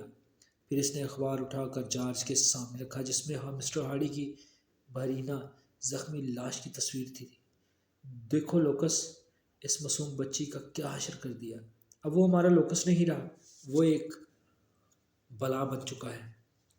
بھیڑیے کا خون اس کی ماں کے ذریعے اس کے جسم میں داخل ہو چکا تھا، لیکن اس وقت ہم اس بات کو سمجھ نہیں پائے۔ اب اس خون نے اپنا اثر دکھانا شروع کر دیا ہے۔ اگر ہمیں یہ بات پہلے معلوم ہوتی تو ہم اس کی ماں کے پیٹ میں ہی اسے جلا دیتے۔ جارج کانپ کر رہ گیا۔ اس کے ہاتھ کپ کپا رہے تھے، جیسے اسے جھاڑی کا بخار آ گیا ہو۔ وہ غمزدہ آنکھوں سے فادر کی طرف دیکھنے لگا۔ آج فادر اسے کسی بھیڑیے سے کم نہیں لگ رہے تھے۔ فادر نے آگے بڑھ کر اس کے چھانے پر ہاتھ رکھا۔ جارج، ہمیں انسانیت اور اس معاشرے کو اس لعنت سے نجات دلانے کے لیے اپنے کسی عزیز کو زندہ جلانے کے لیے ہر دم تیار رہنا چاہیے۔ جارج نے بے بسی سے اپنی رضامندی کی کاغذات پر انگوٹھے لگا دیے اور خاموشی سے گرجا گھر سے نکل گیا۔ گاؤں والوں کو اس پر ترس آ رہا تھا۔ دوسرے دن وہ لندن جانے کے لیے ریل میں سوار ہوا، کیونکہ کل عدالت میں لوکس کی زندگی اور موت کا فیصلہ ہونا تھا۔ اس کے سامنے والی سیٹ پر ایک جرمن جوڑا اپنے 5 سالہ بیٹی کے ساتھ بیٹھے ہوئے تھے۔ بچی کے ہاتھ میں روٹی کا ٹکڑا تھا جسے وہ مزے سے کھا رہا تھا۔ اسے دیکھ کر جارج کو لوکس کا برسن یاد آ گیا۔ ہاں بھائی، ابھی تو یہ چھوٹا ہے، ننگا دوڑتا پھرتا ہے۔ جب یہ بڑے ہوں گے تو ہمیں اپنے کپڑے اور کھانے کے لیے ان کے پیچھے دوڑنا پڑے گا۔ آدمی نے کہکا لگایا۔ ٹھیک فرمایا آپ نے، اور جناب ان کے منہ تو دیکھو کتنے چھوٹے ہیں، لیکن پیٹ میں چوہے دوڑتے رہتے ہیں، اس لیے یہ ہر وقت کچھ نہ کچھ کھاتے چباتے رہتے ہیں۔ وہ اپنے طور پر باتیں کر رہا تھا، وہ بندہ۔ عدالت کا اجلاس شروع ہونے والا تھا۔ چند منٹوں تک کمرہ خالی تھا۔ جارج، فادر انتونی اور چرچ آف کونسل لندن کے ممبران کے ساتھ نشست پر بیٹھے ہوئے تھے۔ اس کا دل زور زور سے دھڑک رہا تھا۔ رفتہ رفتہ لوگ آنے لگے اور سپاہی آنے والوں کو مناسب نشستوں پر بٹھا رہے تھے۔ آنے والوں میں زیادہ تعداد پادریوں کی تھی، جو اس کیس میں دلچسپی رکھتے تھے۔ مسٹر ہارڈی بھی اپنی نشست پر بیٹھے ہوئے تھے۔ اسے لوکس اور اس کیس سے کوئی دلچسپی نہیں تھی، کیونکہ وہ اپنی بیوی کے بارے میں اچھی طرح جانتا تھا۔ وہ یہاں صرف قانونی کارروائی پوری کرنے کے لیے آیا تھا۔ آخر کار جج نمودار ہوا۔ وہ گردن اکڑائے مغرورانہ انداز میں قسم اٹھاتا اور شان و تمدن سے اپنی کرسی پر بیٹھا۔ عدالت کی خاموشی میں کاغذات الٹنے کی کھڑکھڑاہٹ سنائی دینے لگی۔ فضا میں گھٹن اور سامعین بار بار پہلو بدلنے لگے۔ لوکس کو کمرہ عدالت میں لایا گیا۔ لوکس کی حالت دیکھ کر جارج کو اپنے دل میں شدید درد کی ٹیس اٹھتی ہوئی محسوس ہوئی۔ لوکس کے مقدمے پر بڑی عجلت میں تبصرہ کیا گیا۔ صرف ایک گواہ پیش ہوا جو ٹیکسی ڈرائیور تھا جس نے لوکس کو اس ریسٹ ہاؤس پر اتارا تھا۔ اس کا بیان ختم ہوا تو جج نے لوکس کی طرف دیکھا۔ کیا تمہیں اپنی صفائی میں کچھ کہنا چاہو گے؟ نہیں، لوکس نے گردن جھکائے ہوئے کہا۔ کیا کوئی اور اس کی طرف سے کچھ کہنا چاہے گا؟ جج نے فادر انتھونی اور جارج کی طرف دیکھتے ہوئے کہا، لیکن حال میں خاموشی رہی۔ میں اس کی طرف سے ضرور کچھ کہنا چاہوں گا۔ اچانک نشستوں کے پیچھے سے آواز آئی۔ سائمین پلٹ کر پیچھے دیکھنے شروع ہو گئے۔ البرٹ قدم اٹھاتا ہوا آگے بڑھا۔ مورس اور انسپکٹر یوہانا بھی اس کے ساتھ تھے۔ لوکس حیرت سے اسے دیکھنے لگا۔ کیا آپ اس کے کینڈیڈیٹ ہیں؟ نہیں، لیکن میں سمجھتا ہوں کہ لوکس کی اس حالت کا ذمہ دار میں ہوں، کیونکہ میں ہی اس بس کا ڈرائیور تھا جس میں وہ 50 مسافر بھیڑیوں کا شکار بنے تھے۔ میں نے ہی انہیں بے یار و مددگار چھوڑ کر اپنی جان بچانے کے لیے بھاگ نکلا تھا، کیونکہ میں مجبور تھا۔ میں اکیلا کچھ نہیں کر سکتا تھا، لیکن اس مسافر میں کچھ زخمی بھی ہوئے تھے جن میں زندگی ابھی باقی تھی، اور ان میں لوکس کی ماں بھی شامل تھی، جنہیں اس وقت اگر ماہر ڈاکٹروں کے سپرد کیا جاتا تو وہ تندرست ہو کر اچھا شہری ثابت ہو سکتی تھی، لیکن افسوس کہ انہیں زندہ چلا دیا گیا۔ پھر البرٹ نے انسپکٹر یوہانا سے ایک فائل لے کر جج کے سامنے رکھ دی۔ اس میں لوکس کے بے گناہی کے ثبوت ہیں، جس میں مسز ہارڈی کی پوسٹ مارٹم رپورٹ کی کاپی ہے، جس کے مطابق مسز ہارڈی پر سیراٹونیا میں جمعے کی 30 تاریخ کو رات 9 بجے ایک بھیڑیے نے حملہ کیا، جبکہ لوکس اس وقت لندن میں اپنے ہاسٹل میں تھا، جس کی تصدیق انسپکٹر یوہانا ہاسٹل انتظامیہ سے کر چکے ہیں۔ ان کے بیان کی کاپی بھی اس فائل میں موجود ہے۔ ہاں، لیکن ملزم دوسرے دن وہاں کیا کرنے گیا تھا؟ ٹھیک ہے، جج نے البرٹ کی طرف دیکھتے ہوئے کہا۔ لوکس 31 تاریخ کو سیراٹونیا پہنچا تھا۔ وہ مسز ہارڈی سے ہی ملنا چاہتا تھا۔ اب سوال پیدا ہوتا ہے کہ وہ مسز ہارڈی سے کیوں ملنا چاہتا تھا؟ تو اس بات کا جواب بھی میرے پاس موجود ہے، لیکن میں سمجھتا ہوں کہ میرے جواب سے مسٹر ہارڈی کو تکلیف پہنچے گی، اس لیے میں چاہتا ہوں کہ مسٹر ہارڈی خود بتائیں، کیونکہ وہ بھی اچھی طرح جانتے ہوں گے لوکس ان کی بیوی سے ملنے کیوں گیا تھا۔ البرٹ نے مسٹر ہارڈی کی طرف دیکھتے ہوئے کہا۔ مسٹر ہارڈی کے ماتھے پر پسینہ آنا شروع ہو گیا۔ مسٹر ہارڈی، کیا آپ اس بارے میں عدالت کی رہنمائی کریں گے؟ مسٹر ہارڈی اپنی نشست پر کھڑا ہو گیا۔ مائی لارڈ، لوکس اصل میں اپنے کالج کی ایک کمپلینٹ کے سلسلے میں ہم سے ملنا چاہتا تھا، اور اس طرح کے چھوٹے موٹے معاملات میری بیوی ہی دیکھتی تھی۔ ہاں، مورس مسٹر ہارڈی کی طرف دیکھ کر مسکراتے ہوئے بولا، بڑبڑایا، سالہ جھوٹا۔ جج نے وکیل سے مشورہ کیا اور پھر چشمہ اتار کر ٹیبل پر رکھ دیا اور فادر انتھونی کی طرف دیکھتے ہوئے کہا، کیس کا تفصیلی فیصلہ تو مسٹر البرٹ کی رپورٹ کی تصدیق کے بعد ہی دیا جائے گا، لیکن ملزم کی حوالگی کی جو آپ نے درخواست دی ہے تو اس کے متعلق میں ضرور کچھ کہنا چاہوں گا۔ فادر انتھونی اور کونسل آف چرچ کے ممبران متوجہ ہو کر جج کی طرف دیکھنے لگے۔ جج نے سائمین کی طرف دیکھتے ہوئے کہا، میں سمجھتا ہوں کہ یہ لڑکا خوش نصیب ہے جو اس کا کیس اس عدالت میں پیش ہوا۔ اگر یہ کیس کسی گرجا گھر یا کلس میں اب تک اس کے دل میں کھپا ٹھونک کر جلایا جا چکا ہوتا ہے۔ کلیسا روم نے اپنے وقت میں 300,000 مرد اور عورتوں کو مخصوص اس لیے جلا دیا گیا تھا کہ ان پر چڑیل اور بھوت ہونے کا شک کیا گیا تھا۔ ذرا خیال تو کیجیے، 300,000 عورتیں اور مرد جن کا قصور صرف یہ تھا کہ وہ مرض میں مبتلا تھے۔ چنانچہ چرچ کو چاہیے تھا کہ انہیں ماہر ڈاکٹروں کے حوالے کر دیتے، نہ کہ جلا دو گے۔ پھر چاند سہنے وہ خاموش رہے اور پھر بولے، لیکن یہ ہماری عدالت ہے، کوئی گرجا گھر نہیں، اور نہ ہی ہم مذہب کے نام نہاد ٹھیکیدار ہیں۔ ہم نہ آپ لوگوں کی طرح اس جوان کو زندہ جلا کر اپنا اقدام قائم کرنا یا لوگوں کے دلوں میں اپنا خوف بٹھانا نہیں چاہتے، نہ ہی آپ کو اس کی اجازت دیں گے۔ فادر انتھونی اور دوسرے ممبران غم اور غصے سے جج کی طرف دیکھنے لگے۔ جج کا دل بھر آیا اور وہ رونے لگا۔ عدالت برخاست ہوئی تو لوگ اٹھنا شروع ہو گئے اور ادھر ادھر ہونا شروع ہو گئے۔ لوکس کی نظریں البرٹ کو ڈھونڈ رہی تھی جو خاموشی سے دروازے سے باہر نکل رہا تھا۔ اس نے اسے آواز دینا شروع کر دی، مسٹر البرٹ، لیکن وہ سنی کرتا ہوا دروازے سے باہر نکل گیا۔ مورس لپک کر لوکس کے پاس آیا اور بتایا کہ صوفیہ کی حالت بہت خراب ہے۔ اس کے باوجود مسٹر البرٹ دو دن سے میرے ساتھ تمہارے کیس کے سلسلے میں سیراٹونیا میں تھے۔ کیا صوفیہ زندہ ہے؟ ہاں، وہ اسپتال میں ایڈمٹ ہے۔ البرٹ ہاسپٹل کے کمرے میں اپنی بیٹی کے بیڈ کے قریب پڑی ہوئی کرسی پر بیٹھا ہوا تھا۔ صوفیہ اب بھی بے ہوش تھی۔ اپنی بیٹی کو اس حالت میں دیکھ کر وہ نڈال سا ہو گیا تھا۔ اس کی تمام جسمانی قوت سلیپ ہو کر رہ گئی تھی۔ کمرے میں مسٹر مارٹن داخل ہوا تو اس نے البرٹ کے شانے پر ہاتھ رکھا۔ اب تم گھر جا کر آرام کرو۔ ہاں، البرٹ نے ایک نظر صوفیہ کی طرف پھیری، پھر اپنی گاڑی کی چابی اٹھا کر اپنے گھر کی طرف روانہ ہوا۔ لوکس کی رہائی کی خبر اس نے صبح کے اخبار میں پڑھی تھی اور شہر کی پولیس عدالتی حکم پر اصلی قاتل یعنی بھیڑی کی تلاش میں نکل چکی تھی۔ لیکن البرٹ اچھی طرح جانتا تھا کہ پولیس اس بھیڑیے کو کبھی پکڑ نہیں سکتی۔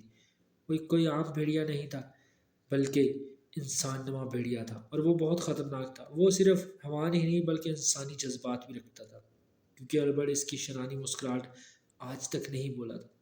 وہ یہ بھی نہیں جانتا تھا کہ دوائیوں سے صوفیہ کا علاج تو ہو سکتا ہے، لیکن مکمل علاج کے لیے اسے اس بھیڑیوں کو ختم کرنا بھی ضروری ہے، اور وہ اس بھیڑیوں کو ختم کرنے کے لیے اپنے طور پر کچھ کرنے کا ارادہ کر چکا تھا۔ اس نے جیسے ہی گاڑی اپنے دروازے پر روکی تو وہ ایک دم چونک پڑا، کیونکہ اس کے گھر کے دروازے پر لوکس کھڑا تھا، جو شاید اسی کا انتظار کر رہا تھا۔ صبح وہ دیر سے اٹھا، دیکھا تو مورس کالج جانے کے لیے تیار ہو رہا تھا۔ تم کب واپس آئے؟ لورس نے پوچھا۔ میری فکر چھوڑو، اپنی حالت دیکھو۔ پتہ ہے رات تم نے کیا کیا؟ ہاں، میں باتھ روم میں بے ہوش ہو گیا تھا۔ اور اوندے پڑے ہوئے تھے تم؟ اچھا ہوا میں وقت پر آ گیا۔ میں نے ہی تمہیں اٹھا کر بستر پر لٹایا تھا، تمہارے کپڑے بدلے۔ کنڈیشن ایسی تھی کہ اگر ڈاکٹر کو بلاتے تو الٹا ہم دونوں ہی پھنس جاتے اور ہمیں شراب پینے کے جرم میں کالج سے نکال دیا جاتا۔ ساری رات تمہاری گرم پٹیوں سے ٹکور کرتا رہا۔ دیکھو مورس، ہم یہاں پڑھنے آئے ہیں، ہمیں ایسی حرکتیں زیب نہیں دیتی جو حرکتیں تم کرتے پھر رہے ہو۔ لوکس نے مورس کو سمجھاتے ہوئے کہا۔ ریلیکس لوکس، ایسا کیا میں نے نیا کر دیا؟ فرق یہ ہے کہ پہلے گاؤں میں چھپ کر کرتے تھے اور اب یہاں ہمیں آزادی ہے۔ پڑھنے کے ساتھ ساتھ اگر تھوڑا ہم انجوائے بھی کر لیں تو اس میں کیا برائی ہے؟ ویسے بھی 2 سال کے بعد ہمیں واپس گاؤں ہی جانا ہے۔ اور دوسری بات، پلیز یہاں پر میرے باپ کی جگہ لینے کی کوشش نہ کرو۔ پھر لوکس کے چہرے پر مایوسی دیکھ کر اس نے کہا، تمہاری طبیعت ٹھیک نہیں، تم آج آرام کرو، تمہارے لیے ناشتہ میں نے ٹیبل پر رکھ دیا ہے۔ پھر اس نے بیگ اٹھایا اور کالج جانے کے لیے کمرے سے نکل گیا۔ لوکس کو محسوس ہوا کہ مورس لندن آ کر بدل گیا ہے۔ پھر ایک ہفتہ گزر گیا اور کوئی نئی بات نہ ہوئی۔ اتوار کی صبح لوکس جلدی اٹھا، اس نے شیو بنائی اور تیار ہو کر وہ کالج کی پاس ہی موجود ایک گرجا گھر میں عبادت کرنے کے بعد وہاں مانچسٹر جانے والی ایک ویگن میں سوار ہو گیا۔ یہاں سینٹ پال چرچ تھا۔ اپنی منزل پر پہنچ کر اس نے ایک گاڑی والے سے البرٹ کا پتہ معلوم کیا تو اس نے بتایا کہ وہ بھی اسی طرف جا رہا ہے، وہ اسے وہاں تک چھوڑ دے گا۔ گھر کے اندرونی دروازے پر جب وہ پہنچا تو البرٹ کی جیپ کھڑی تھی، وہی جیپ جس میں وہ پہلے اس کے ساتھ آیا تھا۔ وہ جیپ اس کی ہم عمر دوست مارٹن اور اپنی خوبصورت بیٹی صوفیہ کے ساتھ مل کر کچھ ضروری سامان رکھ رہا تھا۔ اپنے گھر کے داخلی دروازے کھلے ہوئے گیٹ پر جب اس نے کسی گاڑی کے رکنے کی آواز سنی تو اس نے دیکھا تو وہ چونک پڑا، کیونکہ گاڑی سے لوکس اتر رہا تھا۔ اس کا لباس کالج کے لڑکوں جیسا تھا اور وہ اپنے گھنگریالے بالوں میں انگلیاں پھیر کر انہیں درست کرنے کی کوشش کر رہا تھا۔ ارے یہ تو وہی لڑکا ہے، البرٹ نے صوفیہ کی طرف دیکھا، دیکھتے ہوئے کہا، پھر وہ دروازے کی طرف لپکا۔ ویسے امید نہیں تھی تم مجھ سے ملنے آؤ گے مسٹر لوکس۔ لوکس نے مسافے کے لیے اپنا ہاتھ بڑھایا اور اپنا نام یاد دلایا۔ مجھے خوشی ہوئی کہ تم نے مجھے یاد کیا، ورنہ اس عمر میں تو بچے اپنے ماں باپ تک کو بھول جاتے ہیں۔ ایسی کوئی بات نہیں سر، بڑوں سے ہمیشہ کچھ نہ کچھ سیکھنے کو مل جاتا ہے، اور میں تو آپ کا شکریہ ادا کرنے کے لیے آیا تھا، پر مجھے لگتا ہے میں آپ کو ڈسٹرب کیا کیونکہ آپ شاید کہیں جا رہے ہیں۔ لوکس نے البرٹ کی جیب کی طرف دیکھتے ہوئے کہا، نہیں میرے بیٹے، ہمیں جانے کی کوئی جلدی نہیں۔ پھر وہ اپنے دوست مارٹن کو مخاطب کر کے بولا، مسٹر مارٹن، ان سے ملیں، یہ ہے مسٹر لوکس اور یہ ایک سلجھا ہوا نوجوان ہے اور یہ تعلیم کے سلسلے میں لندن آیا ہے۔ مسافے کے بعد البرٹ اسے اپنے گھر کے اندر لے گیا۔ صوفیہ کافی بنانے لگی اور وہ لوگ گپ شپ کرنے لگے۔ لوکس حیرت سے مہمان خانے میں لگی تصویروں کو دیکھ رہا تھا، جو البرٹ کی جوانی کی تصویریں تھیں، جس میں وہ شکاری کے لباس میں بندوق اٹھائے کھڑا تھا۔ میں کبھی بہت بڑا شکاری ہوا کرتا تھا اور میرا نشانہ کبھی نہیں چوکتا تھا، البرٹ نے فخری انداز میں کہا۔ ایک دفعہ تو شکار کے دوران مسٹر مارٹین پر ایک خونخوار چیتے نے حملہ کر دیا۔ وہ تو اس کی قسمت اچھی تھی کہ میں وہاں موجود تھا، ورنہ آج اتوار کو ہم شکار پر جانے کے بجائے ان کی قبر پر موم بتیاں جلانے کے لیے جاتے۔ یہ سن کر صوفیہ مسٹر مارٹن کی دیکھ کر ہنس دی۔ البرٹ، تم جب بھی کسی کو اپنے کارنامے سناتے ہو تو مجھے خونخوار ہی بھیڑی کے سامنے کیوں پھینکتے ہو؟ مارٹن نے البرٹ کی طرف دیکھتے ہوئے کہا، بھائی تمہارا اور میرا ہمیشہ ساتھ رہا ہے نا، اس لیے۔ لوکس بھی ان کے دلچسپ جملوں پر محفوظ ہو رہا تھا۔ تو گویا آج آپ شکار پر جا رہے ہیں؟ لوکس نے البرٹ کی طرف دیکھتے ہوئے پوچھا۔ ہاں میرے بیٹے، ویسے اب میرے بازوؤں میں وہ طاقت نہیں رہی، لیکن جب بھی مسٹر مارٹن مجھ سے ملنے آتے ہیں تو ہم دونوں چھوٹے موٹے شکار کے لیے جنگل کی طرف نکل جاتے ہیں۔ کیا تم نے کبھی شکار کھیلا ہے؟ بندوق تو میں نے صرف اسکاؤٹنگ کی ٹریننگ کے دوران ہی چلائی تھی، پھر وہ مسکراتے ہوئے بولا، لیکن گلیل سے میرا نشانہ کبھی بھی خطا نہیں گیا، اور نہ ہی گاؤں کی ریس میں آج تک مجھ سے کوئی جیت سکا ہے۔ اس دوران صوفیہ اور لوکس کے درمیان نگاہوں کا تبادلہ ہوا۔ لگتا ہے لڑکا ہماری صوفیہ کو دیکھ کر کچھ زیادہ ہی لمبی چھوڑ رہا ہے۔ مارٹن نے البرٹ کے کان میں سرگوشی کی۔ کوئی بات نہیں، آج اس کو آزما لیتے ہیں کہ وہ کتنے پانی میں ہے، البرٹ نے مسکراتے ہوئے سے جواب دیا، اور پھر لوکس کی طرف دیکھتے ہوئے کہا، مسٹر لوکس، اگر آپ کے پاس وقت ہے تو کیوں نہ آج تم ہمارے ساتھ شکار پر چلو؟ گپ شپ بھی ہوتی رہے گی اور اسی بہانے ہم تمہاری نشانہ بازی بھی دیکھ لیں گے۔ سورج ڈھلنے سے پہلے ہم واپس آ جائیں گے اور واپسی پر تمہیں تمہارے ہاسٹل چھوڑ دیں گے۔ لوکس نے کچھ دیر سوچنے کے بعد رضامندی کا اظہار کیا۔ پھر تو میں بھی ساتھ چلوں گی ڈیڈ، صوفیہ نے البرٹ کی طرف دیکھتے ہوئے کہا۔ البرٹ نے مسکرا کر مارٹن کی طرف دیکھا اور پھر یہ لوگ ایپننگ ورڈ کے جنگلات کی طرف جانے لگے۔ وہ لوگ جیب میں بیٹھے 2 رائفلیں اور کافی تعداد میں کارتوس رکھے ہوئے تھے اور کچھ دوسرا سامان بھی تھا۔ البرٹ ڈرائیونگ سیٹ پر تھا اور اس کے برابر میں مارٹن بیٹھا ہوا تھا۔ لوکس اور صوفیہ پیچھے سیٹوں پر تھے اور جیپ برق رفتاری سے دوڑنے لگی۔ البرٹ ڈرائیونگ کے دوران فخر سے اپنے شکار کے قصے اور کچھ پرانی باتیں البرٹ اور مارٹن کے درمیان دلچسپ نوک جھوک بھی ہو رہی تھی۔ کیا تمہیں پتا ہے کہ جنگل شکار سے بھرا ہوا ہے؟ ہرنوں کی ڈاریں نظر آ رہی ہیں۔ البرٹ نے صوفیہ سے بندوق لے کر سنبھال لی تھی۔ اچانک ایک پھاڑا نظر آیا اور البرٹ نے فوری بندوق اٹھا لی اور نشانہ لے کر فائر کر دیا۔ بظاہر نشانہ خالی جانے کا کوئی امکان نہیں تھا، لیکن پھاڑا اچھل کر بھاگ گیا۔ ارے، البرٹ کے منہ سے نکلا۔ مارٹین صوفیہ نے زوردار کہکا لایا جس پر لوکس بھی مسکرائے بغیر نہ رہ سکا۔ حیرت ہے، البرٹ نے مارٹن کی طرف دیکھتے ہوئے کہا، اس میں حیرت کی کیا بات ہے؟ تمہارا نشانہ ہی غلط تھا، اور مان لو کہ اب تم بوڑھے ہو گئے ہو، مارٹن نے کہکا لگا کر اسے چھیڑتے ہوئے کہا۔ جس پر البرٹ نے ہنستے ہوئے کہا، چلو ٹھیک ہے، اب آگے بڑھو، لیکن اب ایک شرط ہے۔ وہ کیا؟ اب گولی صرف ایک چلانی ہوگی۔ ہاں ٹھیک ہے، ایک بار میں چلاؤں گا اور پھر تم۔ بالکل بالکل۔ البرٹ نے ایک ہرن کو دیکھا، لیکن وہ نشانے بس یوں ہی تھا، پہلا نشانہ۔ اب تم کسی غول پر ہی گولی چلا کر کامیاب ہو سکتے ہو، اکیلے جانور کا شکار کرنا اب تمہارے بس کا روگ نہیں۔ مارٹن نے البرٹ سے بندوق لیتے ہوئے کہا، لیکن اس کے کلی بھی کھل گئی کیونکہ اس نے ایک پھاڑے کے جوڑے پر فائر کیا، لیکن نتیجہ صفر۔ واہ واہ واہ، دونوں شکار ہو گئے، البرٹ تالیاں بجا کر کہا۔ مارٹین کا مذاق اڑانے لگا، لگتا ہے آج کچھ گڑبڑ ہے، ورنہ پہلے کبھی ایسا نہیں ہوا۔ لوکس اور صوفیہ زیر لب دونوں پر مسکرانے لگے۔ پھر وہ گاڑی سے اترے اور البرٹ نے چھدے والی بندوق اٹھا لی۔ دیکھو تیتر ہے، یقیناً جھاڑیوں میں تیتروں کی پارٹی ہے۔ پھر وہ لوگ دبے قدموں تیتر کی طرف بڑھنے لگے۔ تیتروں کا شکار سب سے مشکل ہوتا ہے، اسے مارنے کے لیے خاص تکنیک کی ضرورت ہوتی ہے، البرٹ نے لوکس کو سمجھاتے ہوئے کہا جو بڑے غور سے تیتروں کی طرف دیکھ رہا تھا۔ پھر البرٹ نے جیسے ہی گولی چلائی تو تیتر اطمینان سے اٹھ کر تھوڑی دور جا بیٹھے۔ البرٹ نے جب دوبارہ نشانہ لگانے کی کوشش کی تو لوکس نے لپک کر اس کے ہاتھ سے اپنا ہاتھ رکھتے ہوئے کہا، رکیے سر۔ البرٹ اسے حیرت سے دیکھنے لگا۔ کیوں؟ البرٹ نے پوچھا جو بظاہر نشانہ لے رہا تھا۔ سر، تیتر کے جسم میں بڑی پھرتی ہوتی ہے، دھماکہ سنتے ہی یہ اپنی جگہ چھوڑ کر اوپر اٹھتا ہے، اس لیے نشانہ بیکار ہو جاتا ہے۔ آج زمین سے تقریباً 5 فٹ بلندی پر نشانہ لگائیں، تیتر شکار ہو جائے گا۔ یہ سن کر البرٹ اسے حیرت سے دیکھنے لگا اور پھر اس کی بتائی ہوئی ٹیکنیک پر عمل کرتے ہوئے فائر کیا اور دوسرے ہی لمحے 4-5 تیتر ڈھیر ہو گئے۔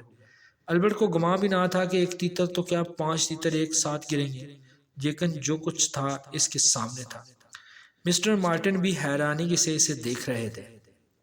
صوفیہ کا بھی خوشی کا ٹھکانہ نہیں تھا۔ پھر وہ بندوق لیے لوکس کے قریب آیا۔ تم مجھے کوئی چھپے رستم معلوم ہوتے ہو مسٹر لوکس، اب ذرا تم بھی اپنا نشانہ دکھاؤ۔ البرٹ نے بندوق اس کی طرف بڑھا دی۔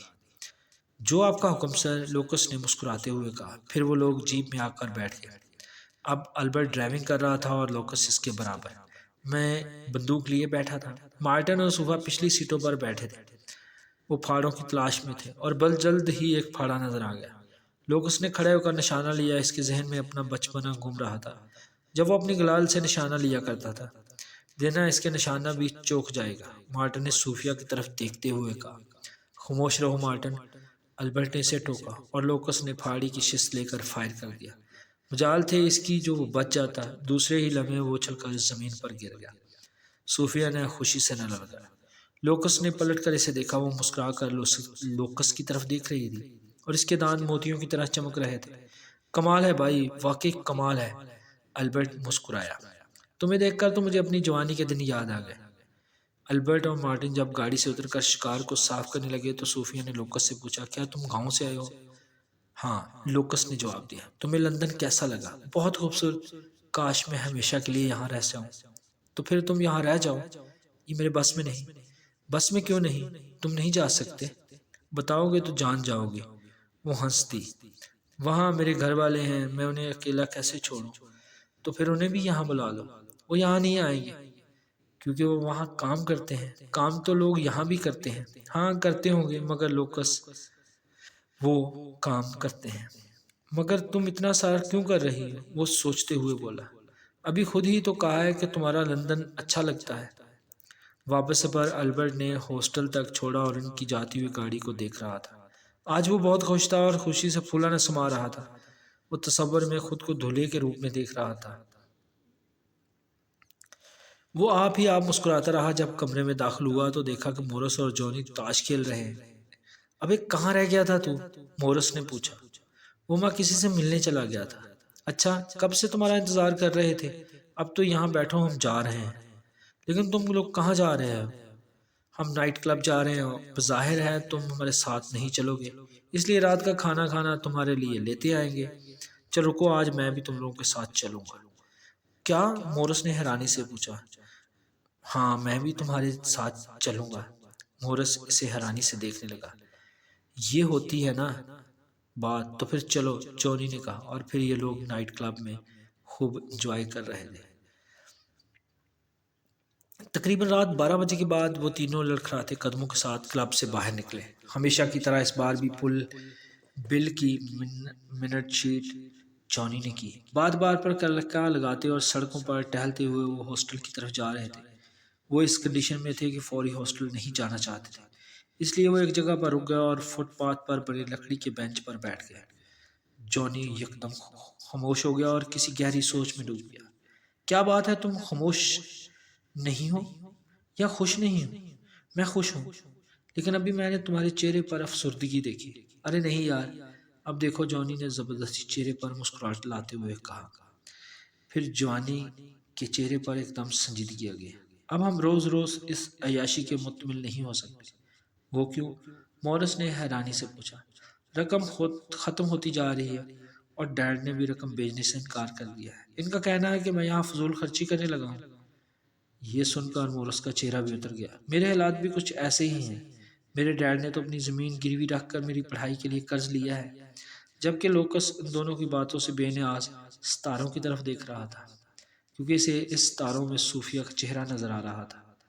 مورس نے لوکس کو کوہنی ماری۔ اوئے، ہمیں یہاں کیا بکواس کر رہے ہیں؟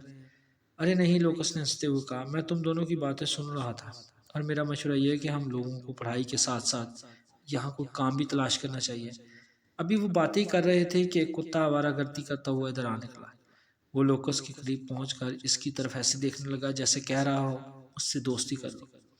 لوکس اسے اپنائیت سے دیکھتے ہوئے اس کا سر سلہانے لگا تو کتے نے بھی اظہار تشکر کے طور پر اپنی دم ہلائی اور مزید قریب آ کر اپنا جبڑا لوکس کے گھٹنے سے ٹکا دیا۔ وہ بہت ہی خوبصورت کتا تھا، ریشم اور مخمل کا بنا ہوا لگتا تھا۔ مورس اور جونی بھی مسکرا کر اسے دیکھ رہے تھے۔ وہ تینوں ابھی اس سے کھیل ہی رہے تھے کہ ایک آدمی ٹہلتا ہوا ادھر آ نکلا۔ اس کی نظریں جب کتے پر پڑی تو رک گیا۔ اس کی آنکھوں میں چمک آ گئی، جس سے ظاہر ہو رہا تھا کہ وہ کتے سے مغروب ہے۔ وہ ان تینوں کی طرف بھی بڑے غور سے دیکھ رہا تھا، جس کی سرخ آنکھیں چگلی کھا رہی تھی کہ وہ نشے میں ہے۔ وہ ان لوگوں کے قریب آیا۔ بہت شاندار ہے، کیا تم لوگ اسے بیچو گے؟ منہ مانگی رقم دوں گا۔ یہ سن کر ان لوگوں کے دل میں جیسے ہلچل سی مچ گئی۔ لوکس نے کچھ بولنا چاہا لیکن مورس نے اسے کوہنی مار چپ کروا دیا۔ ہاں، کتنے دو گے؟ مورس نے کسی بزنس مین کے انداز میں پوچھا۔ تم خود ہی اپنے کتے کی قیمت بتاؤ تو زیادہ بہتر رہے گا۔ اس آدمی نے مسکراتے ہوئے کہا، $10۔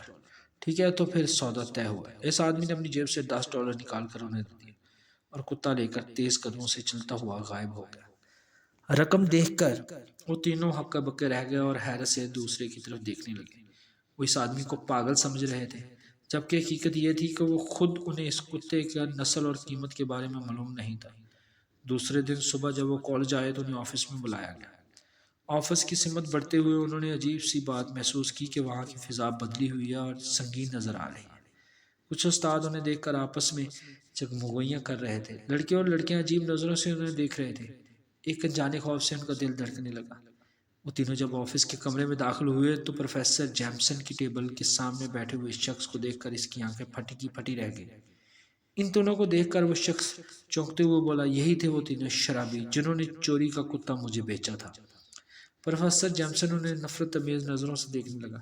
نہیں سر، ہم نے کوئی چوری نہیں کی تھی۔ وہ کتا تو ہمیں سڑک پر ملا تھا اور تم لوگوں نے اسے بیچ دیا۔ ہم معافی چاہتے ہیں سر، رقم ہمارے پاس موجود ہے، ہم انہیں ان کی رقم واپس کرتے ہیں۔ مورس نے تیزی سے رقم اپنی جیب سے نکال کر اس شخص کی طرف بڑھا دی۔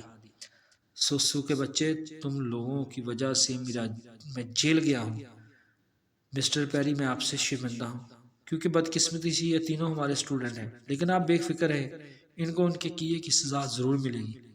پروفیسر نے پیری کی طرف دیکھتے ہوئے کہا، اور پھر وہ اپنی رقم لے کر غصے سے انہیں گھورتا ہوا آفس سے نکل گیا۔ پروفیسر نے اپنی اینک اتار کر ٹیبل پر رکھ دی، پھر ٹیبل کی دراز سے ایک پیپر نکال کر انہیں سائن کرنے کے لیے کہا۔ یہ کیا ہے سر؟ مورس نے تھوک نکلتے ہوئے کہا، تم لوگوں کا اقبال جرم، کیونکہ تم تینوں نے کالج کے رول کی خلاف ورزی کی ہے۔ اگر میں چاہتا تو تمہیں شراب اور چوری کے جرم میں پولیس کے حوالے بھی کر سکتا تھا، لیکن میں نہیں چاہتا کہ ہمارے کالج کی بدنامی ہو، اس لیے میں تمہاری رپورٹ اوپر بھیجوں گا۔ وہ لوگ خود ہی تم لوگوں سے نپٹ لیں گے۔ یہ سن کر ان تینوں کے جسم میں خوف کی لہر دوڑ گئی۔ مورس کی آنکھوں میں آنسو آ گئے۔ یقین کیجیے گا سر، ہم نے کوئی چوری نہیں کی تھی۔ وہ کتا تو ہمیں سڑک پر ملا تھا، لیکن تم لوگوں نے کسی کو دھوکہ دے کر اسے فروخت کیا، اور یہ ایک فراڈ ہے اور ناقابل معافی جرم۔ کیا تم جانتے ہو وہ کتا کس کا تھا؟ وہ تینوں سوالیہ نظروں سے دیکھنے لگے۔ وہ کتا مسٹر ہارڈری کا تھا، جو اس علاقے کی مشہور اور بااثر رسوخ رکھنے والی شخصیت ہیں، اور انہوں نے کمپلینٹ کی ہے کہ ہمارے کالج کے 3 لڑکوں نے ان کے بنگلے میں گھس کر ان کا قیمتی کتا چوری کر کے بیچ دیا۔ یقین کریں سر، ہم نے ان کا بنگلہ دیکھا تک نہیں، اور نہ ہی کبھی زندگی میں چوری کی ہے۔ اگر چوری کے الزام میں ہمیں کالج سے نکالا گیا تو ہم کسی کو منہ دکھانے کے قابل نہیں رہیں گے، ہماری زندگی تباہ ہو جائے گی۔ وہ چونک کر پروفیسر کی طرف دیکھ رہے تھے۔ تم لوگ کسی طرح مسٹر ہارڈی سے معافی مانگو، اسے قائل کرو کہ وہ اپنی کمپلینٹ واپس لے لیں۔ وہ تینوں ہاسٹل میں سر پکڑ کر بیٹھ گئے۔ اتنے بڑے شہر میں ان کا کوئی دوست نہیں تھا۔ اگر البرٹ کو بتایا کہ مجھ پر شراب اور چوری کا الزام ہے تو وہ کیا سوچے گا؟ صوفیہ کیا سمجھے گی؟ رہی سے ہی عزت بھی ختم ہو جائے گی۔ اگر اسے کالج سے نکال گیا تو ماموں اور ماں کے دل پر کیا گزرے گی؟ کتنے ارمانوں سے انہوں نے اس کو یہاں پر پڑھنے کے لیے بھیجا تھا۔ اب انہیں خود ہی مسٹر ہارڈی سے ملنا چاہیے۔ مسٹر ہارڈی لندن کے ایک بہت بڑے کسینو کا مالک ہے۔ وہ اپنی بیوی روزی کے ساتھ رہتا ہے۔ وہ ایک کرخت اور شکی مزاج طبیعت کا مالک ہے، اس لیے وہ اپنی بیوی پر کڑی نظر رکھتا ہے، کیونکہ اس کی بیوی ان عورتوں میں شامل ہے جو اپنے شوہر کو دھوکہ دیتی ہیں اور غیر مردوں سے تعلق رکھتی ہیں۔ وہ مسٹر ہارڈی کے دوست اور کسینو کے نوجوان ملازموں سے چوری چھپے تعلقات استوار کر لیتی ہے۔ دوسرے دن لوکس، مورس اور جونی تینوں بڑی امیدیں اور توقعات لیے مسٹر ہارڈی کے بنگلے پر آئے۔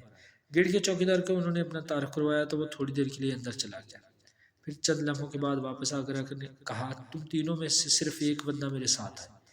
وہ دونوں ایک دوسرے کو دیکھنے لگے تو لوکس نے حامی بھری، کیونکہ ان دونوں کا بھی خیال تھا کہ لوکس اپنی پرکشش شخصیت کی وجہ سے جلدی گھر والوں کو متاثر کر لیتا ہے۔ لوکس چوکیدار کے ساتھ بنگلے کے اندر داخل ہوا اور چوکیدار سے ڈائننگ روم میں بٹھا کر چلا گیا۔ لوکس کمرے کو دیکھنے لگا۔ سرخ قلیر اور سرخ رنگ کے فرنیچر نے جیسے کمرے میں آگ لگا رکھی ہو۔ سامنے دیوار پر مسٹر ہارڈی اور روزی کی خوبصورت تصویر لگی ہوئی تھی۔ تھوڑی دیر میں کمرے کا دروازہ کھلا اور مسٹر ہارڈی کمرے میں داخل ہوئے۔ لوکس اسے دیکھا احتراماً کھڑا ہو گیا۔ وہ اسے سوالیہ نگاہوں سے دیکھنے لگے تو لوکس نے کہا، میرا نام لوکس ہے اور میں مسٹر ہارڈی سے ملنے آیا ہوں۔ وہ اپنے کمرے میں دوستوں کے ساتھ مسٹر ڈیل میں مصروف ہے۔ میں ان کی بیوی کے ساتھ ساتھ ان کے اسسٹنٹ بھی ہوں۔ تم مجھے بتا سکتے ہو تم کس سلسلے میں ملنے آئے ہو؟ میں ایگل ایجوکیشن انسٹیٹیوٹ سے آیا ہوں۔ ایک کمپلینٹ کے سلسلے میں بات کرنی تھی۔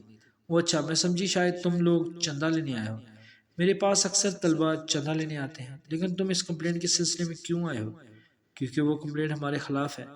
پھر اس نے اپنے خشک ہونٹوں پر زبان پھیری۔ اور میم، مجھے آپ کی مدد اور سفارش کی ضرورت ہے۔ میں یہ بتانے آیا تھا کہ اس رات جو واقعہ پیش آیا وہ ایک غلط فہمی تھی۔ ہم نے کوئی چوری نہیں کی تھی۔ آپ کا کتا ہمیں سڑک پر ملا تھا۔ ہم اسے لاوارث سمجھے تھے۔ ہمیں اس کی قیمت کا بھی کوئی اندازہ نہیں تھا۔ یہ سن کر روزی کے چہرے پر معنی خیز مسکراہٹ آ گئی۔ اس کا مطلب ہے کہ وہ تم تھے، اور تمہارے باقی دوست کہاں ہیں؟ وہ گیٹ پر کھڑے میرا انتظار کر رہے ہیں، اور ہم سب آپ سے بہت شرمندہ ہیں اور معافی مانگنا چاہتے ہیں۔ وہ لوکس کو اوپر سے نیچے تک دیکھنے لگی۔ اسے اس کے گھنگریالے بال، دراز قد اور بھوری بھوری آنکھیں بہت خوبصورت لگی۔ وہ مسلسل اسے گھورے جا رہی تھی۔ پھر میں نے سنا تھا کہ وہ تینوں شرابی تھے۔ کیا تم شراب بھی پیتے ہو؟ بس اس دن تھوڑی سی پی لی تھی میڈم۔ اور کیا کرتے ہو؟ روزی نے معنی خیز نظروں سے اس سے پوچھا۔ لوکس حیرت اور سوالیہ نظروں سے اسے دیکھنے لگا۔ خیر، اب تم ہم سے کیا چاہتے ہو؟ ہم درخواست کرتے ہیں کہ مسٹر ہارڈی نے جو ہمارے خلاف کمپلینٹ کی ہے وہ واپس لے لیں۔ ٹھیک ہے مسٹر لوکس، میں ایک شرط پر کمپلینٹ واپس کروا سکتی ہوں۔ اس کے چہرے پر معنی خیز مسکراہٹ تھی۔ لوکس نے ایک نظر اس کے چہرے پر ڈالی اور کہا، یہ میرے اور میرے دوستوں کے مستقبل کا سوال ہے، اور اس کے لیے مجھے آپ کی ہر شرط منظور ہے۔ روز کی آنکھوں میں ایک چمک سی آ گئی اور ہونٹوں پر معنی خیز مسکراہٹ تھی، جبکہ لوکس کو اپنے دھڑکنوں پر قابو پانا مشکل ہو رہا تھا۔ مورس اور جونی کافی دیر سے باہر ٹہل رہے تھے۔ کہاں مر گیا؟ کہیں مسٹر ہارڈی نے اسے گولی تو نہیں مار دی؟ جونی نے بیزاری سے مورس کی طرف دیکھا۔ نہیں، میں اپنے دوست کو اچھی طرح جانتا ہوں، وہ آج تک کبھی ناکام نہیں لوٹا۔ اچانک گیٹ سے لوکس نمودار ہوا تو وہ دونوں بےتابی سے اس کی طرف دیکھنے لگے۔ کیا خبر لائے ہو؟ کام ہو گیا؟ کمپلینٹ واپس لے لی جائے گی؟ لوکس نے مسکراتے ہوئے اس سے کہا۔ مورس اور جونی خوشی میں اسے گود میں لے لیا اور اٹھا لیا۔ رات کے کھانے کے بعد پورا ہاسٹل سونے کی نیت سے لیٹ چکا تھا، لیکن لوکس کو نیند نہیں آ رہی تھی، کیونکہ صبح 5 بجے اس سے سینٹو ٹینو جانے کے لیے گاڑی پکڑنی تھی، اور سالٹینو جانے والی گاڑی صبح 5 بجے اسٹیشن پر رکتی تھی۔ اس نے اپنے دوست کو بھی نہیں بتایا تھا کہ وہ سالٹینو کیوں جا رہا ہے۔ وہ وہاں روز سے ملنے والا تھا، کیونکہ روز نے اپنا وعدہ پورا کیا تھا اور کمپلیٹ واپس لے لی تھی۔ اب لوکس کو بھی اپنی شرط پوری کرنی تھی، اور اس شرط کے مطابق اس سینٹورنو میں راتیں روز کے ساتھ گزارنی تھی۔ جہاں روز نے کوئنز ورلڈ پر ایک ریسٹورانٹ ہاؤس بک کروایا تھا جو آبادی سے دور اور سرسبز پہاڑیوں پر تھا۔ روز نے اسے کہا تھا کہ پہلے وہ وہاں پہنچے گی، دوسرے دن تم ٹرین پر آ جانا تاکہ کوئی ہمیں ایک ساتھ جاتے ہوئے نہ دیکھ سکے، لیکن وہ سارا ٹینیو کے اسٹیشن پر ایسے ریسیو کرنے ضرور آئے گی۔ لوکس نے گھڑی پر ٹائم دیکھا تو ابھی رات کے 2 بج رہے تھے۔ اسے کچھ متلی محسوس ہو رہی تھی، اور یہ حالت اس کی تبھی ہوتی تھی جب وہ گوشت کچھ زیادہ ہی کھا لیتا تھا۔ اسے محسوس ہو رہا تھا جیسے آج پھر اسے دوڑے پڑنے والا ہے۔ اس نے اپنے قریب ہی لیٹے ہوئے مورس کو آواز دینا چاہیے، لیکن اب عورض اس کے حلق میں پھنس کے رہ گئی۔ پھر اس پر غنودگی طاری ہو گئی۔ دوسرے ہی لمحے پھر وہ اسی چٹان پر کھڑا تھا اور خونخوار نظروں سے شہر کی روشنیوں کی طرف دیکھ رہا تھا، اور وہ پھر اسی نے دیکھا کہ شہر الگ تھلگ نظر آ رہا ہے۔ اس نے چھلانگ لگائی اور تیزی سے اس روشنی کی طرف بڑھنے لگا۔ وہ روشنی ایک مکان سے آ رہی تھی۔ وہ دیوار پھلانگ کر مکان کے اندر داخل ہو گئے۔ اسے اپنے نتھنوں میں انسان کی بو محسوس ہو رہی تھی۔ وہ تیزی سے لپک کر اس کمرے میں داخل ہوا۔ ایک لڑکی غسل خانے سے میں نہا رہی تھی۔ جیسے ہی لڑکی نظریں اس پر پڑی تو اس کی آنکھیں پھٹی کی پھٹی رہ گئی۔ اس نے زوردار چیخ ماری، لیکن اس کی آواز حلق میں گھٹ کر رہ گئی، کیونکہ اس نے اپنے نکیلے دانت لڑکی کی گردن میں گاڑ دیے اور نوچ نوچ کر اس کا گوشت کھانے لگا۔ یکدم لوکس کی آنکھ کھلی، وہ گہرے گہرے سانس لینے لگا۔ پھر وہ تیزی سے بستر سے اٹھا اور مورس کے لیے اس نے ایک پیغام لکھ کر اس کے تکیے کے نیچے رکھ دیا اور دبے قدموں ہاسٹل سے نکل کر اسٹیشن کی طرف جانے لگا۔ ٹرین سینٹا کے اسٹیشن پر تقریباً 20 منٹ لیٹ پہنچی تھی۔ رش بہت تھا، اس کی نگاہیں روز کو تلاش کر رہی تھی، مگر اس کا کہیں پتہ نہیں تھا۔ اسٹیشن پر اس کا انتظار کرتا رہا اور کافی دیر انتظار کرنے کے بعد روز نہیں آئی تو وہ اسٹیشن سے باہر نکل آیا کہ شاید کسی ہوٹل یا ریسٹورینٹ میں بیٹھی ہوئی مل جائے۔ اسے خیال آیا کہیں ایسا تو نہیں کہ مسٹر ہارڈی کی وجہ سے اس نے پروگرام کینسل کر دیا ہو، لیکن اسے کیا، وہ تو اپنی شرط کے مطابق سینٹو آ گیا۔ پھر اس نے ایک ٹیکسی ڈرائیور سے کوئنز ووڈ ایک ریسٹ ہاؤس کے بارے میں معلوم کیا اور اس کے ساتھ روانہ ہو گیا۔ 2 میل کی ڈرائیونگ کے بعد ڈرائیور نے گاڑی ایک کچی سڑک پر روک دی اور یہ کچی سڑک پہاڑی پر بنی ہوئی ایک ریسٹ ہاؤس کی طرف جا رہی تھی۔ لوگ اس گاڑی سے اترا اور حیرانی سے پہاڑی کی طرف دیکھنے لگا۔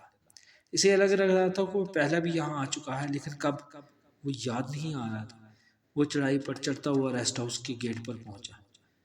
ریسٹ ہاؤس بالکل ویسا ہی تھا جیسے روز نے اسے بتایا تھا۔ چاروں طرف مخصوص اور خوبصورت پہاڑی مناظر پھیلے ہوئے تھے۔ وہ داخلی گیٹ تک آ کر بڑبڑایا، مسٹر ہارڈی، اس نے اندر جھانکتے ہوئے پکارا، مگر جواب خاموشی چھائی رہی۔ وہ آگے بڑھتا گیا، مسٹر ہارڈی، اس نے پھر پکارا۔ سیڑھیاں چڑھتے ہوئے وہ اوپر والے کمرے کی طرف آیا۔ اسے اپنے نتنوں میں خون کی بو محسوس ہوئی۔ اس کا دل زور زور سے دھڑکنے لگا۔ اس نے اپنے دونوں ہاتھوں سے دروازے کی پٹ کھولے اور اندر داخل ہوا تو اس کا اوپر کا سانس اوپر اور نیچے کا سانس نیچے رہ گیا، کیونکہ کمرے میں جگہ جگہ پر تازے خون کے دھبے تھے اور بستر کے قریب ہی کسی کی ادھڑی ہوئی لاش پڑی تھی۔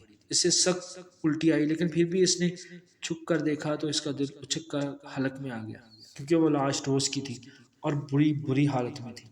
اسے سمجھ نہیں آیا کہ اسے کیا کرنا چاہیے۔ پھر اسے خیال آ گیا اگر کسی نے اسے یہاں دیکھ لیا تو کوئی بھی مصیبت آ سکتی ہے۔